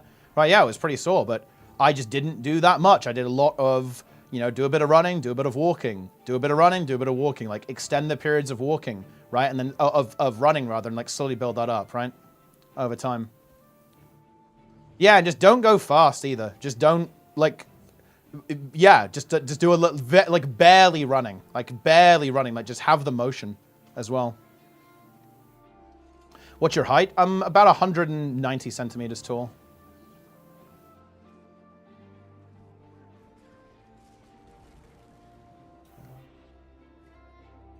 So 3 kilos, in for 68 with more muscle and less fat. Yeah, that's kind of a similar kind of trajectory that I'm looking for as well, yeah. Have you been juicing? No. I don't think so. Yeah.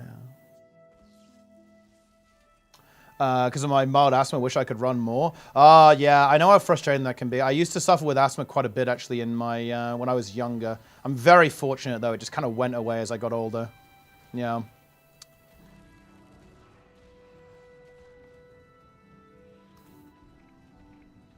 For the best boon in the game? Oh, alacrity, huh? I mean, look, I do get alacrity if I use that, so you're not wrong. Okay, I'll do it. I got interrupted. It's over.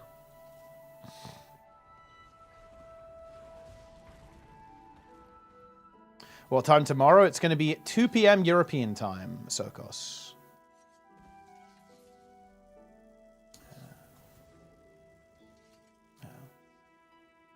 Take my personal goal. Nice. What build is this? This is the power hub.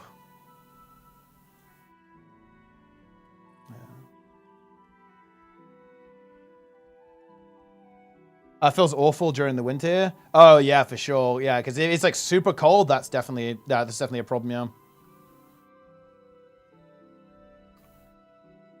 And it's not the same on a treadmill. Treadmill's obviously okay, but I think it's a lot more fun when you're actually out and about. And yeah, obviously when it gets like super cold, that's gonna be tough. We did Syndicate meetup. We'll be so tall. That's true. There's a lot of tall people in the Syndicate, actually. Yeah. Basic bench for home gym. That's fucking sick. Yeah, that's honestly the good shit. You're getting healthy? Fuck yes. Let's go. Log in. We're saving games and saving our own lives at the same time.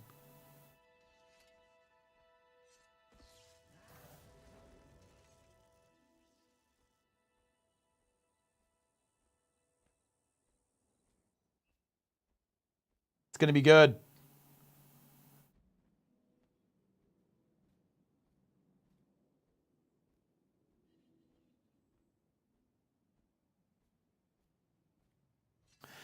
We have more than Ross. I've got Lara and Sneb coming on as well. Awesomeness.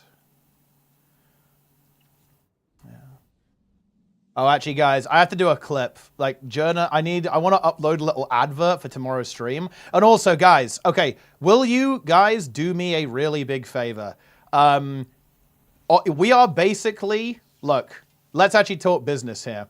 We are basically the least important person that Ross is going to talk to, I think. So we are going to fucking pop off, okay? Tell all of your friends to come and watch the stream.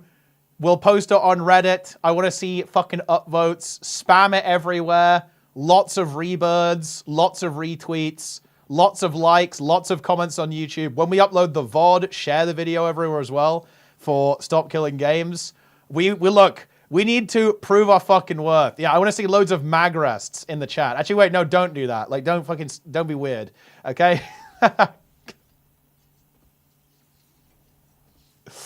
We're not enabling DYB, okay? There's not going to be any DYB scenarios. Why do you need DYB? Wait, why do you need DYB spin? I feel like every fight in the new raid is base for Fire Mage. Log in, no? Fire Magus. And it's SKB build. And it's Frostfire, which I guess is kind of cool, I guess. You get to do a little Frostfire bolt. Is Josh on tour? Unfortunately, he can't make it. Like, he's locked up this entire weekend, unfortunately.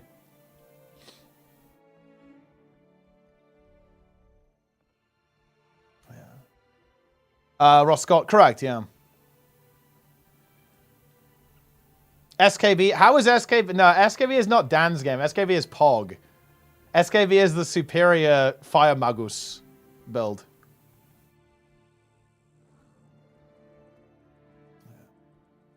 Are there weird emotes you can whitelist for us? No. Home gym in his garage? Nice. Dude, so good you get involved in that. That's very good, yeah. Daily slot be before or after tea time? It will be after the tea time.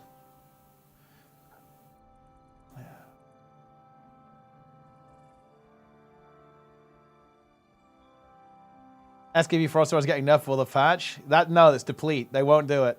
Blizzard won't do it.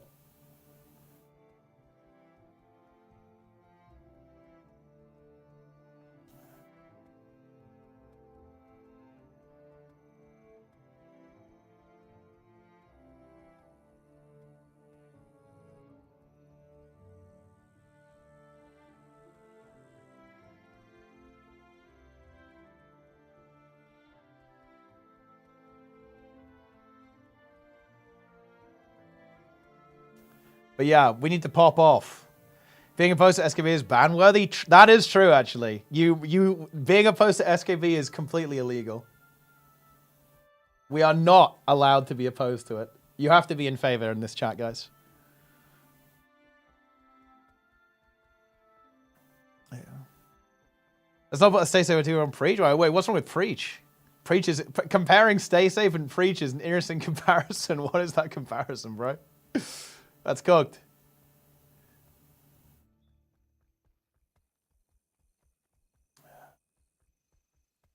You know what, guys? Let's go ahead and take a look at Stay Safe TV's YouTube channel. Let's see what he's been making. Actually, I'm going to call Awesomeness. We're actually going to do review. We're going to do live review with me, featuring me and Awesomeness. React content. Yeah. Syndicate stream. We're going to go for a full Syndicate stream. Yeah. That is funny. It is extremely funny. Yeah. Will you have a high certainty if Guild Wars 3 is coming after July 15th? I think Guild Wars 3 is definitely coming, to be honest, one way or another. Or at least it's being made. But if they don't mention anything about the... I think, honestly, on July 15th, no. The next studio update, yes. So I think we'll really know after the launch. So specifically in October, I think is when we're really going to know what's going on. Yeah. Or maybe if they post a roadmap. So yeah, studio update. Basically, next studio update, next roadmap is when we'll really get an idea of what's going on in the studio, in my opinion. On the 15th, not really. It's going to all be focused about the expansion, hyping up the elite specs and so on. So I don't think we're really going to get a lot of information in that direction there. But next studio update, again, that's kind of after X-Pack release in October. Yeah, I think we will have an understanding of the situation then. Yeah. For sure.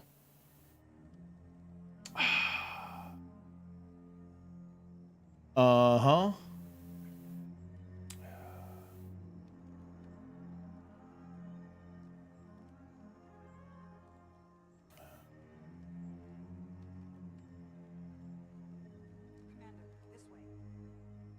Make Guild Wars 2 great again? Unfortunately, I think that's not where we're going, but we'll see. We shall see. Dude, the next... Oh, man. I'm actually so hyped for the next WoW raid, though. Next WoW raid is looking hype. It's actually mega-based. Mega-based. All the fights look really cool. And, dude, they also made Death Knight good on, like, every fight. DK is now a raid buff. You don't have a raid buff, but you have grip and AMZ, which is, like, good on every single fight. Log in. And AMS, which is also very good on most of the fights.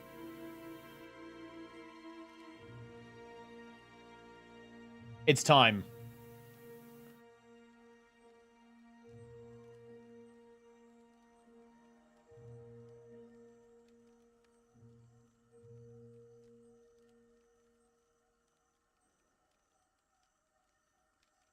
Taken. Oh. Wait, bro, he saw this? Oh, no. It's a countdown for it. Ooh. It's been 939 days since they released a new Fractal. Interesting. So this is what I hear a lot about people's perception of Guild Wars 2 who don't play it. Isn't that the game that gets no content? That's the general prevailing theory, like furnace taken. Ooh, oh. yeah, that's yeah. Yeah, that's tough. I mean, there's no other way of putting it, guys. That is that's a little tough. Yeah, hey, that dude, he really caught that at the wrong time, didn't he? God damn. That was like the worst time to look at that site. It was like the most brutal drought. Eesh. That does not feel good, guys. That is not it. You hate to see it. You hate to see that. Yeah. I mean, look, there's obviously some context behind that, but yeah, I mean, if you saw that as a new streamer or player, that's going to be a little bit off-putting for sure. Yeah. All right, hold on, guys. We have to do something. Hey, wake up. Okay. Don't drift out like that. I have to advertise tomorrow's stream by doing a little... We're going to have to do a little mini YouTube segment, guys, so my brother can go to sleep. So Jonah can actually rest. Or maybe we should keep him up all night. That's also another option. Like, we could do that.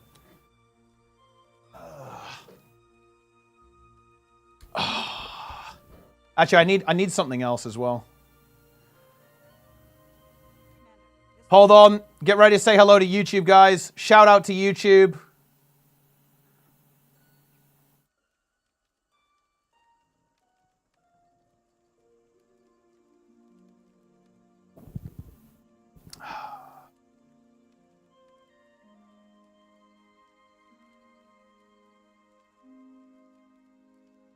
Okay.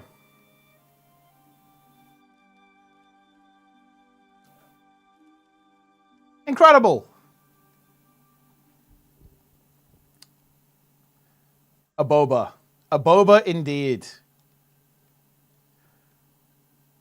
Okay. Listen up, everyone.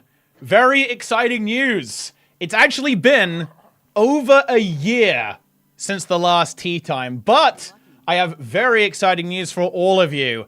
Tea time is back. specifically Saturday, which is probably today by the time you're seeing this, at 2 p.m. European time, okay, whatever that is in your time zone. There'll be links down below that will convert it for you. We are literally advertising a stream that is happening right now. What are we talking about? Something unbelievably important. Okay, if you've been on the internet or paying attention anyway, you've almost certainly heard of the Stop Killing Games initiative. And we have the incredible privilege of actually being able to talk to one of the big brains, the big overlords behind this operation, Ross Scott. We're going to be talking about what the initiative is, okay, what it isn't, what it's looking to do, why is it good, okay, and also how it might apply and how it might interact with MMOs, okay? Do you like dead MMOs? Do you like it when your favorite game dies and doesn't exist? Well, I think you're going to be interested in this particular tea time. So join me, Sneb, and Lara, and of course, the incredible Ross Scott to discuss and learn everything about this. And of course, how you can get involved. Because as you can see here, guys, it ain't over yet. The initiative is still open, okay? You could get involved. You could be an educated, informed participator in democracy and, of course, in a pro-consumer movement to make the games industry a better place for us plebs who aren't $1 million corporation or instead a peasant merely purchasing games that get turned off arbitrarily by our corporate overlords. But anyway, that's just a little quick advert, okay, for my own content, guys. Okay, this video brought to you by me. Okay, whoa.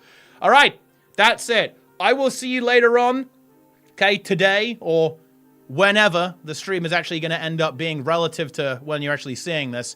That'll do for now.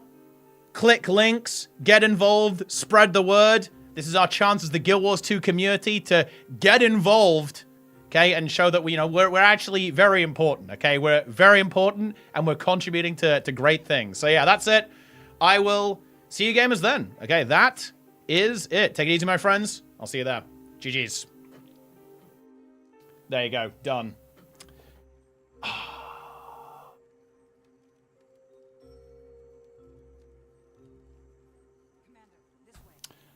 T-Dom was already coming back. Yes, you summoned it.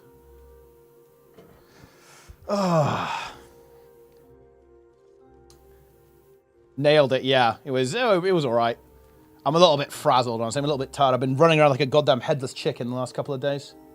Been getting a lot of stuff done. Yeah, it is what it is. And yeah, we'll probably have a little teaser. About it as well. The Guild Wars 2 teaser, right? They'll probably do that at 5 p.m. my time. So after the podcast. But yeah, no, seriously, guys. I am being very serious here. I am definitely asking for your help, guys.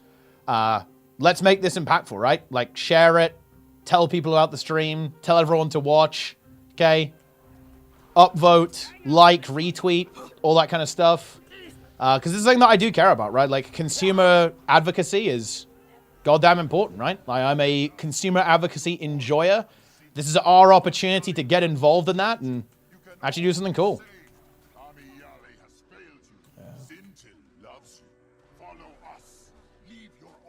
Yeah. So prepare yourselves. Yeah. Stop Killing Games is now activated.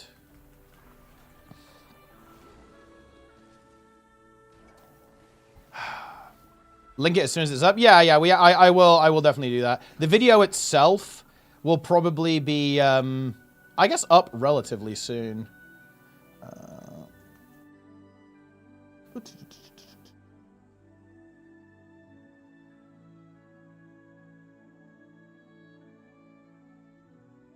Yeah.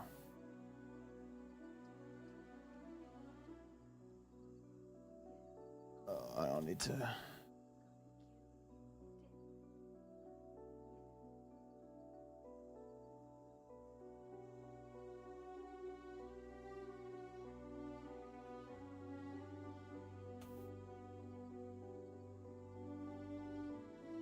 Huge. Slop killing games. I like that, actually, yeah. You got it, boss. I guess a boba, yeah. A boba is kind of, could be a An agent.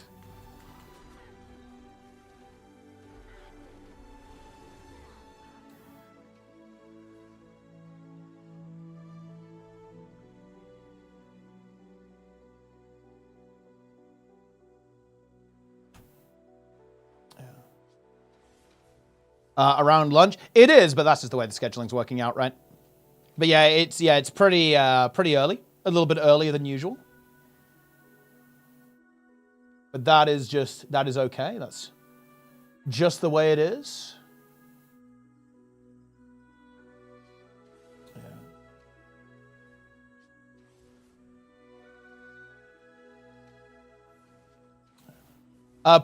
This was concerning to me. The final version of Push shipping in the summer. That,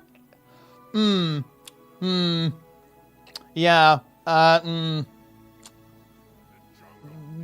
concerned.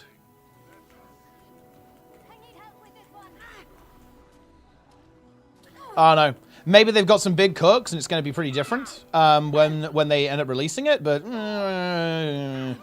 yeah.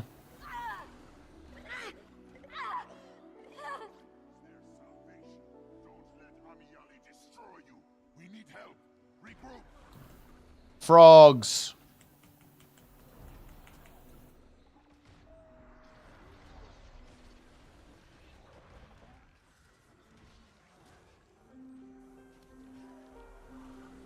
Look at these frogs.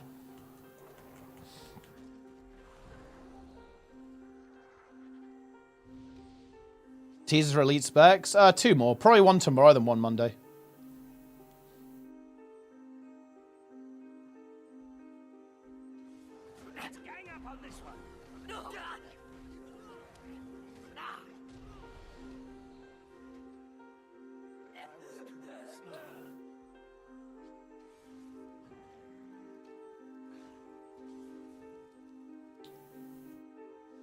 Yeah, the thing is that's weird about Push is the implementation. I would actually feel kind of confident if they said we're actually replacing Conquest with Push, but the problem is it's going to be in this weird spot where it's like not ranked, but like in unranked, and nobody fucking cares about unranked, right? It's like, and is it fully replacing unranked? Is it going to be a map that you can just roll into an unranked? Is it like 50-50? You get Conquest or Push? Yeah, I don't know. I have a lot of questions and concerns about the implementation of what they're actually doing with it, to be honest. But does it throw a prime at? Definitely not. I am the optimal prime target.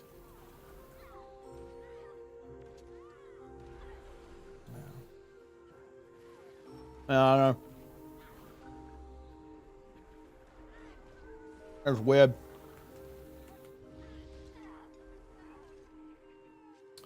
A lot of Frobin don't like playing ranked. Yeah, but it's kind of weird in Guild Wars 2 though, because you get kind of like rat rewards for not playing ranked. Like playing ranked is like very heavily incentivized. But yeah, I guess maybe unranked pops off, I guess.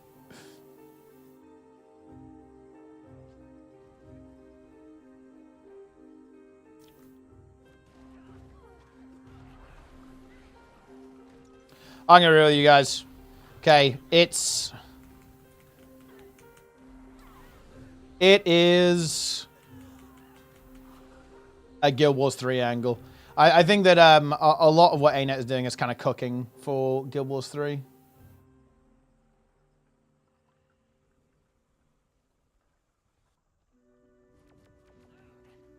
Fungus Guild still alive? Planix is on holiday, but yeah, it still exists. I actually do want to get a bit more involved. I'm just like very caught up with World of Warcraft currently. And to be honest, I actually don't really like World vs. World Zerging currently. It's not, I don't particularly like the gameplay. Tell me what you want from Guild Wars 2. Copium. I'm looking for just a good fucking MMO, I'll tell you. That has good content.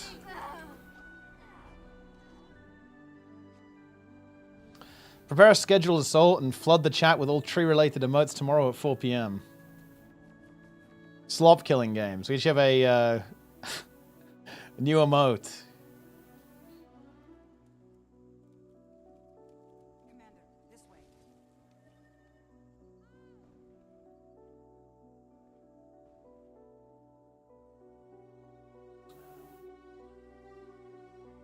XD tree. Vivolo 1. XD tree. It's here.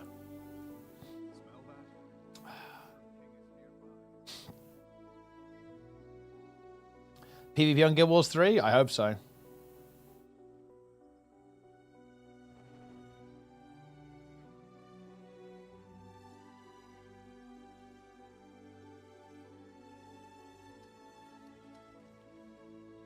It's time for reforestation. No, guys. Look. The trees will be activated when Guild Wars 3 is confirmed. And also, if it's confirmed that the next Guild Wars... Okay, if it's, like, confirmed beyond reasonable doubt that the next expansion is the last Guild Wars 2 expansion. So if ArenaNet drop a roadmap and say they're adding a Hall of Monuments to this expansion, which that would be fucking crazy. I feel like that would be insanely funny if they did that, but I don't know about that one. But if they do something like that just basically kind of soft confirms that it's the last one, DYB will be required. Because that will mentally, psychologically break the Guild Wars 2 community, and that means we will need to take defensive actions. We will need to take defensive measures to preserve our Twitch chat, and that is where the forest is required.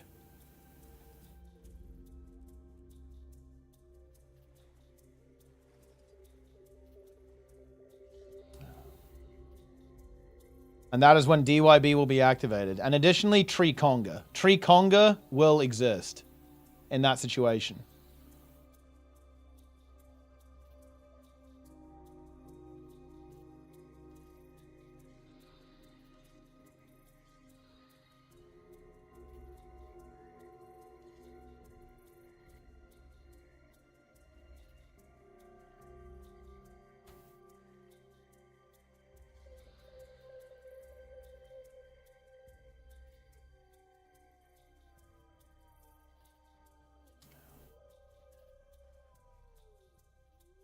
Incredible.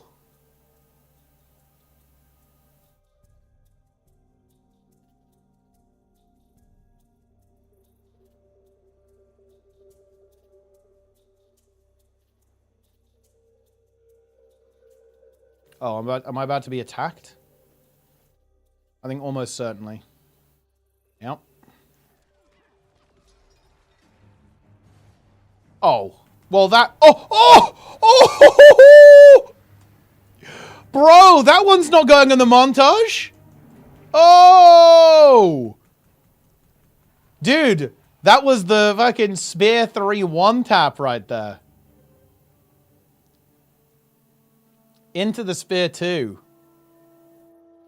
The breaker. That was the breaker right there.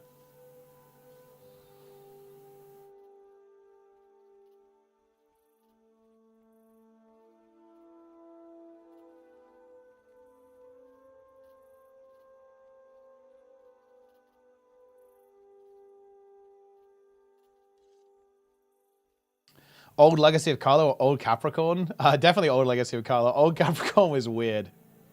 Underwater PvP. Not sure about that one. I can't wait to click on your referral link. Oh, dude. Tell me about it. I can't click on my own referral link, but if I could, I would. I would love doing it. I'd enjoy doing it.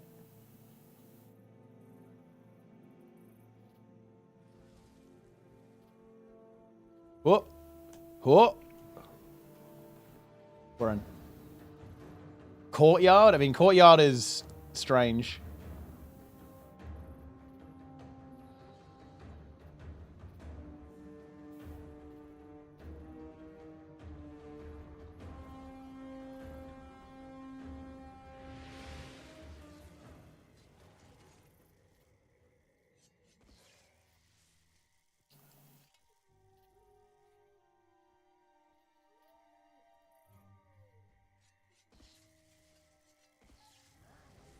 Oh, Nico's here. We must fight them. That's actually a lot. Holy shit. I think, okay. We have to, all right, I'm going to take the elixir. Oh, dude, if I take the elixir share, it's so expensive. Because I don't get my stability. I don't think I can take the elixir share. I think we have to let them get baited on the Lord. And then just, like, nuke them. It's the only way.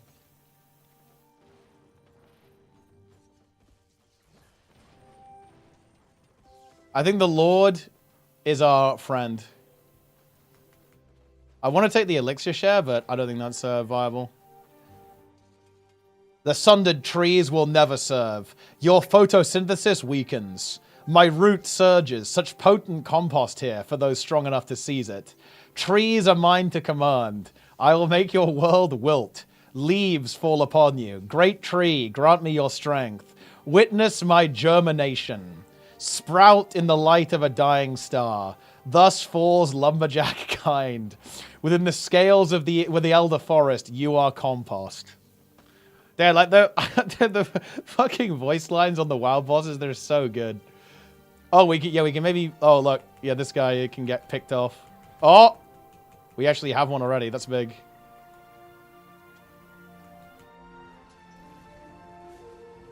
Oh boy, here they come. Oh, dude, this Deadeye. This is bad. This is bad. Oh, I'm turbo dead. I'm turbo dead. Yeah, no, it's too much. Actually, maybe I rally, actually. Nah. Unfortunate.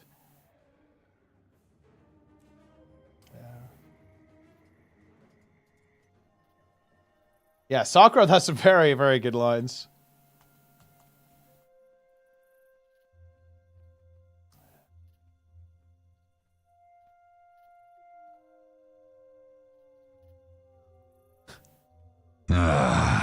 Failure, as expected.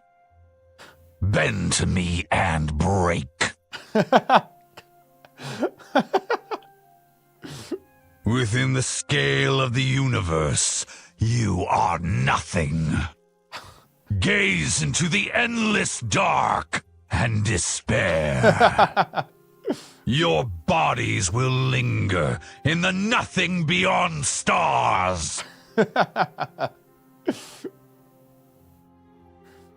Such potent energy here for those strong enough to seize it. I don't think we can make it. Look, none of that matters though, guys. Let me find the actual good voice lines. Are you guys ready for the actual good voice line? Melt! Now that is where the writers working for the billion-dollar companies really cooked, okay?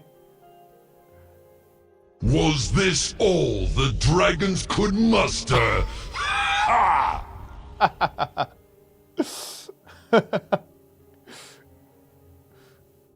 The ash from your corpses will choke the sky!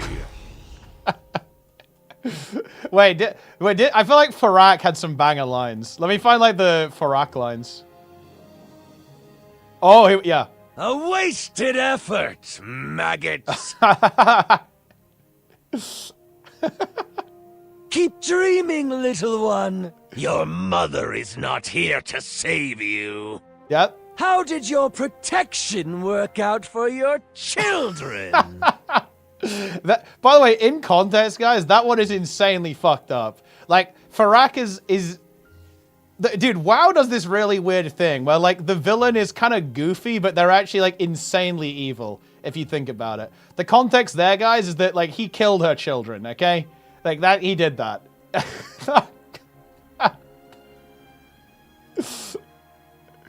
That's something. Wait, what's this? We have this voice line here? Either way, I will enjoy every moment of it.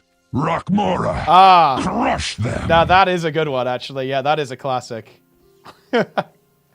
Although, this is weird. For some reason, the voice line there is incorrect, because I have done that dungeon. I did that dungeon a lot. I did Neltharian's Lair a lot, and I distinctly remember the line being, Rockmora, fuck them. Right? That's kind of what I heard a lot of the time, so there might be like a bug there or something, but definitely not bad.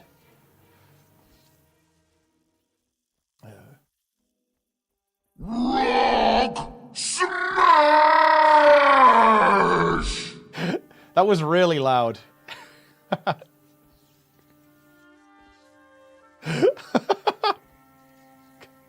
Dude, oh my god, that one is so good, actually. Okay, yeah, so there was a raid fight in Aberystwyth, guys, in WoW, and it's like a siege event. Like, NPCs are sieging, they're climbing up a wall, basically, and one of the mechanics is you have to throw a rock at them. Okay, you have to throw a rock at them to, like, stop them climbing up, and instead of, like, cursing you or saying something weird, they just say, "We fall!" Right? They just, like, exclaim that they're falling or something. It's like, why do they say that? It's very strange. But that's, you know, that's just what it's what they say. Ah, Lara with the raid. Now, I have very good news, guys. As many of you are probably aware, Lara literally killed all video games. But good news. Tomorrow, we're reforming Lara. Lara will now save all video games tomorrow. So we're kind of going for a bit of a reversal there. That is the good news. Yes, Lara will be joining me in, I guess, about 12 hours, actually. In 12 hours from now, we will literally save video games. All of them. Every single one of them. Simultaneously. Wait, why are you guys spamming Zojagar in the chat? Like, why would you do that? Anyway, I'll lower the tier 3 as well. Goodness me. Okay, that's my payment for letting her on the show, by the way, guys. Okay, it's a tier 3 sub. Well worth it. You want to come on tea time, guys? Tier 3. That's the way it is. Well, no, actually, you guys don't understand. This is Dark Lara. Like, Dark Lara is Unchained tomorrow because Dark Lara is going to unleash on the corporations. Have you seen this, Lara? Actually, Lara viewers, have you guys seen this? Have you seen Ubisoft's user license agreement? Upon termination for any reason, you must immediately uninstall the product and destroy all copies of the product in your possession. That implies physical copies as well, guys. Okay? This is the kind of crap that we're looking, okay, to deal with this. Yeah. That is unhinged. That is unhinged behavior, guys. That's the kind of crap we want out of the games industry. And we'll be talking about it tomorrow. Yeah, remember that the moment that, you know, they stop support of the game, you must actually get a hammer and destroy your CD for the game. Yeah, I mean, if you don't do it, like, you're in violation of the license agreement, okay? This is the way it is. You know, you can't do that. Yeah. Zojagar has never been denied by ArenaNet. They had a chance and they brought Zoja back. They were never explicit about it. Curious. I mean, that is true. They have never said that Zojagar is not official lore. And look, wait. Aren't they saying that, wait, isn't it? It's Ellen, Keel, and Logan, no? Queen Jenna missed her shot. Unlucky. Hate to see that. When you unsubscribe from my tweet, you must forget all memories. That is actually true, yeah. Unless you keep paying, you have to forget that you ever watched the stream. A love triangle? It's not even a triangle, though. It's a V. It's just a love V. Like, you know, Logan, he's getting stuff done.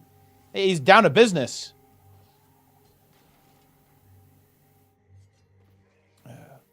I guess it really depends if he's into feet or not, I suppose.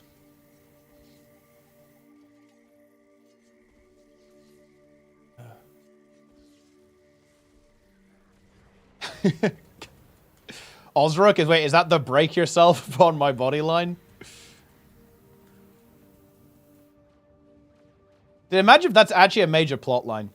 A major plot line of the next expansion is Logan's love life. That would be crazy. We're all thinking it's going to be a Mists expansion, but it's actually a dating sim expansion.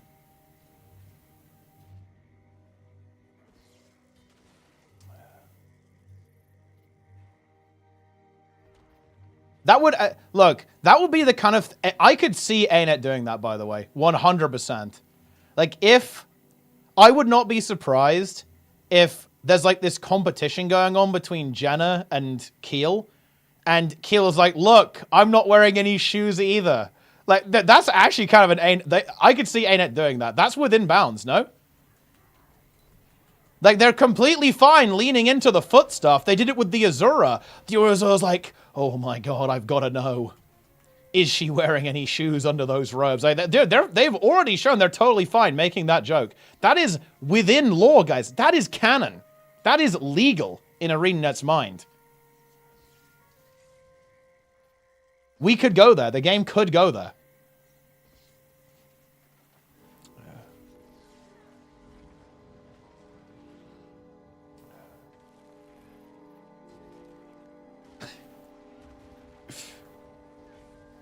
Directed by Quentin Tarantino.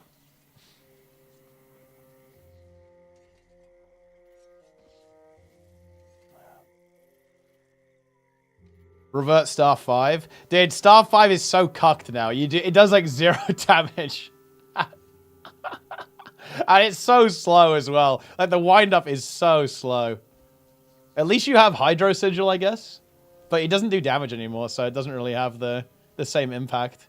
And you don't have the other one, right? Equilibrium. Dude, that was so disgusting, though. Let's be honest. Do we really want Equilibrium Hydro Sigil back in PvP into Star 5? It was an actual one-shot. Like, if that hit you, it's over. There's like you're not living that.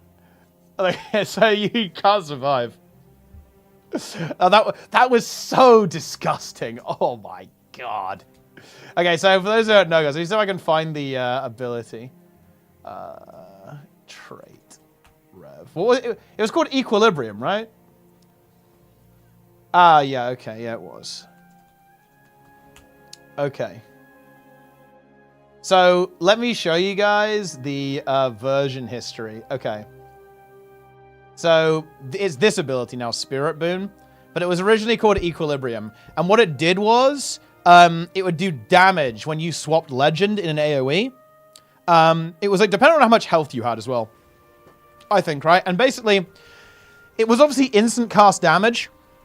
So you could combo it with swapping onto your staff with a Hydromancy Sigil, which used to do a lot of damage in PvP. And then you could also immediately cast Star 5, which was kind of like an instant cast with no wind-up. And you could basically drop a bomb on someone. Like, you could initiate on them with Sword, maybe get a Sword 2 off, swap to Staff, hit the 5 key, and just 100-0 someone with Rev. Like, it was just like a full... Yeah, it's not even a bomb, yeah, it's a nuke. You could drop a nuke on someone, pretty much. And the thing is, there was very little counterplay to that. The counterplay was basically, don't be standing next to the Revenant. Warrior Spear, now it was Rev, Herald specifically, in the kind of the HOT days. Wait, what is this? Dude, why would you even post this? Like, this is such a... Okay, what is the point of Warrior anymore? I mean this is the most respectful way. What is even the point of Warrior? I played this game as the destruction of Lion's Arch on and off. I've played Warrior Guard Rev, most of it for not all content, but my main out of the heavy class is Warrior, the class with the most playtime on. And so when I quit and come back, there are changes in patches. But the common theme is, my fellow Warrior is crashing out and feeling bad because ArenaNet does something to Warrior that ruins the class for no reason. This is so weird though, because like Warrior... Wait, dude, you've nailed everything. Meanwhile... I mean, Warrior, I think, actually is a little bit mid in PvP, to be fair, to be honest. Like, it's pretty middle of the pack in PvP. But, like, in PvE, Warrior is just good. Like, Spellbreaker does good damage. Like, you know, you can play Quickness Berserker. You can even play Heal Berserker if you really want to. Like, Blades one actually kind of pumps now. Spellbreaker is really good. Like, Hammer Spellbreaker is good. At the same time, like, a Berserker is a fine DPS build. In World versus World, Warrior is just meta and actually has support and DPS builds. Like, crying about Warrior is just insane. To the point Bill asking for a whole rework, where I played was the most tanky class in all context, still do support or DPS or banner stuff. Before anyone says, oh, well, what about Guardian? Let's be honest, back in the day, if anyone had anything that said unblockable, Guardian players fell to the ground. I actually don't think that's entirely true, but okay. I was around when the Healing Signet was meta. Yeah, it was really fucking broken. Many years ago, I found an Adrenaline Heal gives passive regen without spending our Adrenaline. Yeah, that was busted. It's not actually without having to spend our Adrenaline. It was like you didn't even have to land the... Dude, this was so disgusting. You didn't even have to land your burst skill. He's actually wrong about the functionality here. Like, you didn't even have to hit the skill. You could just press it and get like a massive sustain heal. Oh my god, it was so fucking broken. The current version is infinitely better designed and healthier. Okay, I understand those things were taken away for a reason, because of the state of the game and how it protects the elite specs. But it bothers me that Warriors get some fun in the sun, and ArenaNet says nope. It bothers me that it feels like it's forcing our class onto DPS, only DPS role. So wait, what? How banner and shout warriors to be really good at picking up my banners and slapping monsters with it in a meta.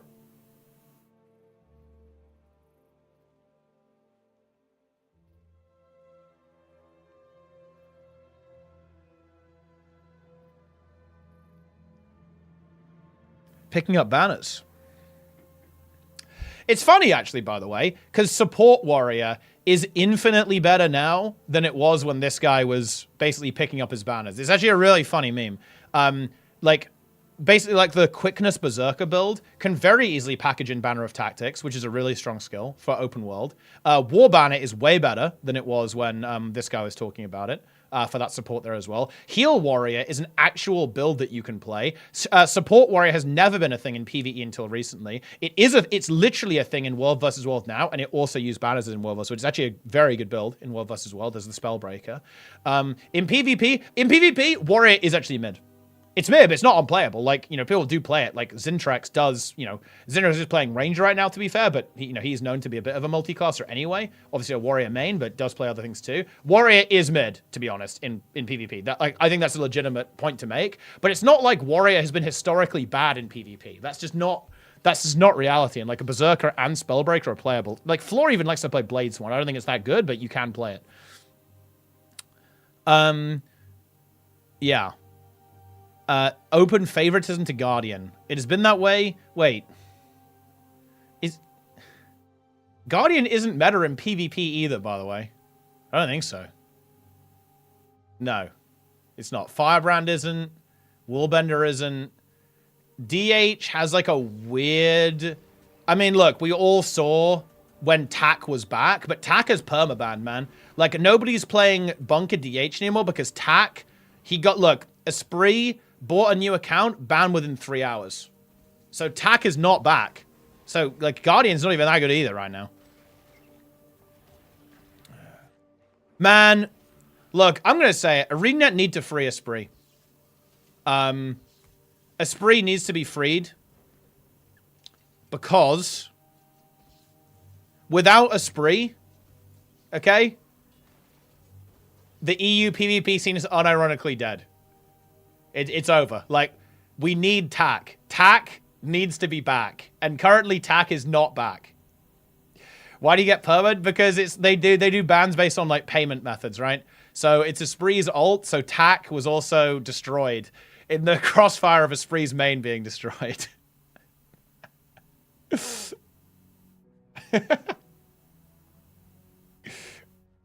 Dude, I actually, dude, this monthly, I have to find this. I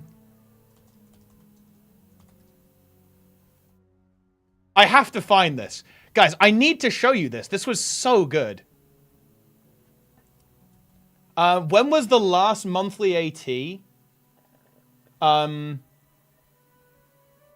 Oh, was this it? Oh, this was so beautiful.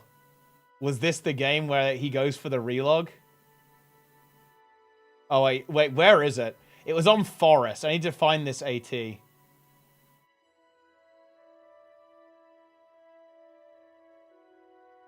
Monthly ATs.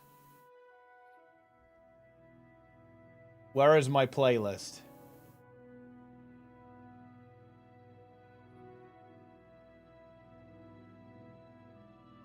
Because there was this incredible AT where the French, like, sandbagged. They intentionally sandbagged, right? And didn't play their comp in Swiss. And then right at the end, he relogs. And then, oh, yeah, wait, yes. Holy shit, this is it. I think I found it, guys. Oh, yes. This is a beautiful moment, guys. This is why we need Esprit back in the game. Okay, so here you go. Look at this, guys. We have French Worms on the red team, rank 55 Dragons on the blue team. You'll notice they're playing the boring comp. Double Chrono, Mirage Thief Rev. Pathetic, okay? But look what happens. Look what happens. We're at 1 minute in, and then look at this. Watch this fucking relog. Zeolith relogs. Boom, he's gone. And then there's going to be one more as well. The bottom player. Look at that bottom player, guys. Look at Tack. Tack is relogging. Okay? And this build was... This was a completely illegal build, guys. Okay? This is a completely illegal build. Nobody saw this coming, right? He logs in on the bunker DH. Tack is now fully active. Look at that shit. Mace, shield, hammer. This is so disgusting. Like, Avatar, amulet, ruin the Dolyak. The only player who could accomplish this is Tack. No other player will be capable of doing this. Send panic relogs, I believe, to the Deadeye in, like, terror. They see this, they're afraid. Boyce is, like, mentally crushed by this. Like, he's like, it's over for me. There's nothing I can do. The Deadeye has been relogged, but can he defeat Tack? There's no... Look, there's no hope, guys. Look at the points. Look, notice how Tack is unkillable. They're desperately trying to do anything. Like, the Catalyst is, like, flailing around, trying to deal with this Rev build that was, like, actually mega disgusting before they nerfed it. They can't do shit. They can't kill him. Meanwhile, Tack is slowly knocking Boyce off the point and capping him. Sin, look, Sin comes in for the plus. Can he kill Tack? The answer to that is no. Does he actually live this? Wait, surely he doesn't live. The fucking sanctuary, holy. He actually lives. The Chronos here. Oh, no. And they don't even get the cap. And he gets knocked off the point. This is the monthly AT. Yeah, this is the monthly AT. It's 58. Dad, look at the timer. It's 58 to 0. 11 minutes into the game. 55, 5 minutes into the game. Like, 55 managed to get a cap, but it's pointless. Tack actually... Wait, does Tack live? Dude, look at him. He lives again. Tack survives. Oh, look at that hammer. Beautiful. You love to see that. Tack on the point. Yeah. Just think about the despair in 55's mind right now. As they realize what's happening to them. As they realize they have no way to defeat double support Chrono, basically. Bunker DH, Heal Tempest, and Cancer Rev. Look at Sin. He's like, no, it's pointless. There's no way. Tack can't be defeated. He just leaves. I'm sorry, man. With no Esprit, there's just... I don't know. Like, the French are not the same without, like, Esprit is the leader, right? He's, like, leader of the French army, basically. And when they lost their leader, they became weak. They no longer have the strength required to do what's necessary.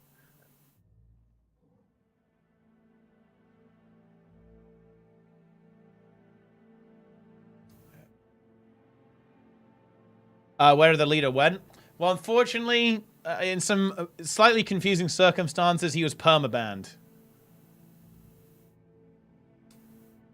Oh, an attempted relog is also kicking in. Yeah, this is like the... Oh, yeah, the Dagger build to play into the Rev.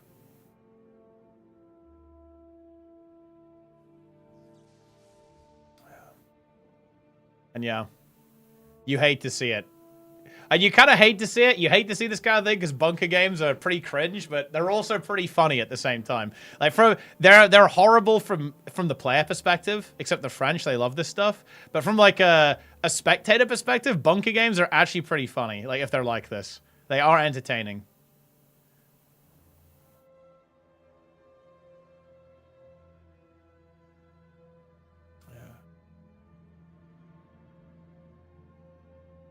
But yeah, to be honest, I actually don't even really bother uploading the monthly ATs anymore because they're just not very exciting. Because there's only what... EU has basically evolved into the state that NA is in right now. Like, NA is basically... Because Grim isn't playing, like, Grim's super into OSRS right now. It's actually very similar. Like, without Grim, NA has one team, Team USA. And without Esprit, EU has one team. So essentially, essentially both servers are now in the same position. There's one team per server, essentially. And that means that the ATs are just, I don't find them particularly interesting, to be honest. Yeah. Yeah.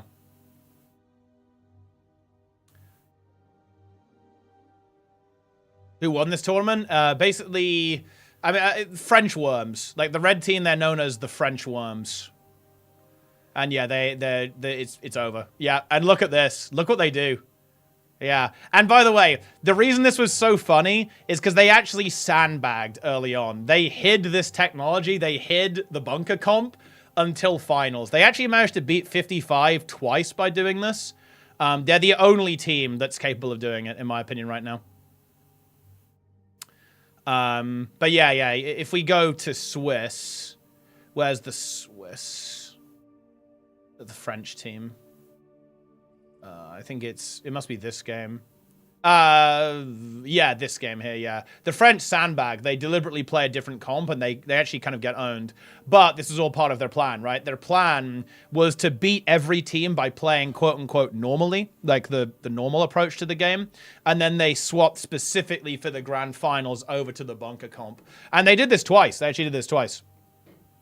And were able to win twice with it in a similar situation. But yeah, without Esprit, they're basically in disarray. It actually really sucks. It really sucks that you got banned.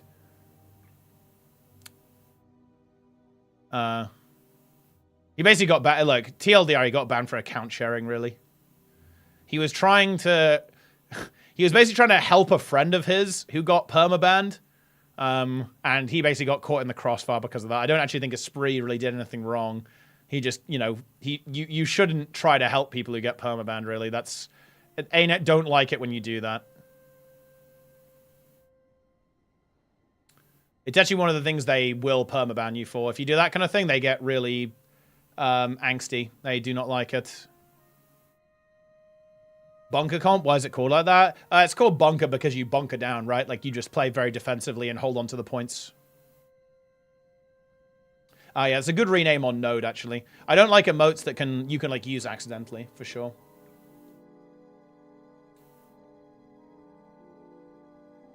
See their builds. These are all completely out of date, so they're not relevant anymore.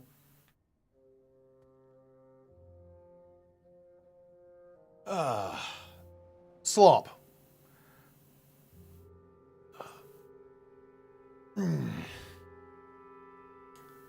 What's this clip from Awesomeness? It's a Grim clip. First thing Jaden says is, like, at this point, like, first thing Jaden says is he's excited for me. He said, let's go, you got the sun, Grim. Like, yeah, they did win. They did win, actually. They did win. But yeah, no Grim and no Esprit. Guild Wars 2 PvP is, like, no joke dead. It's not even a meme. Feels really bad. We lost Esprit to being permabanned. We lost Grim to OSRS. We're going to have to go DDoS OSRS servers.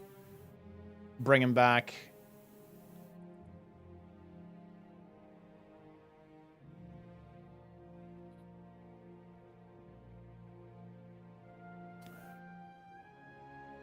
Absolutely brutal breakdance there at the end. Tack. Look, there's Tack. He does have a character called... This character is not called Tack is Back. But he actually does have a character on this account known specifically as Tack is Back.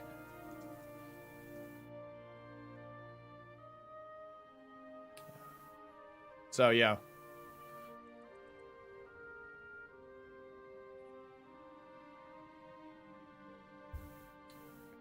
But yeah, that's just some French shit. No idea what that means. I'm not French. Unfortunate stuff, no, guys? Pretty rough. You hate to see it.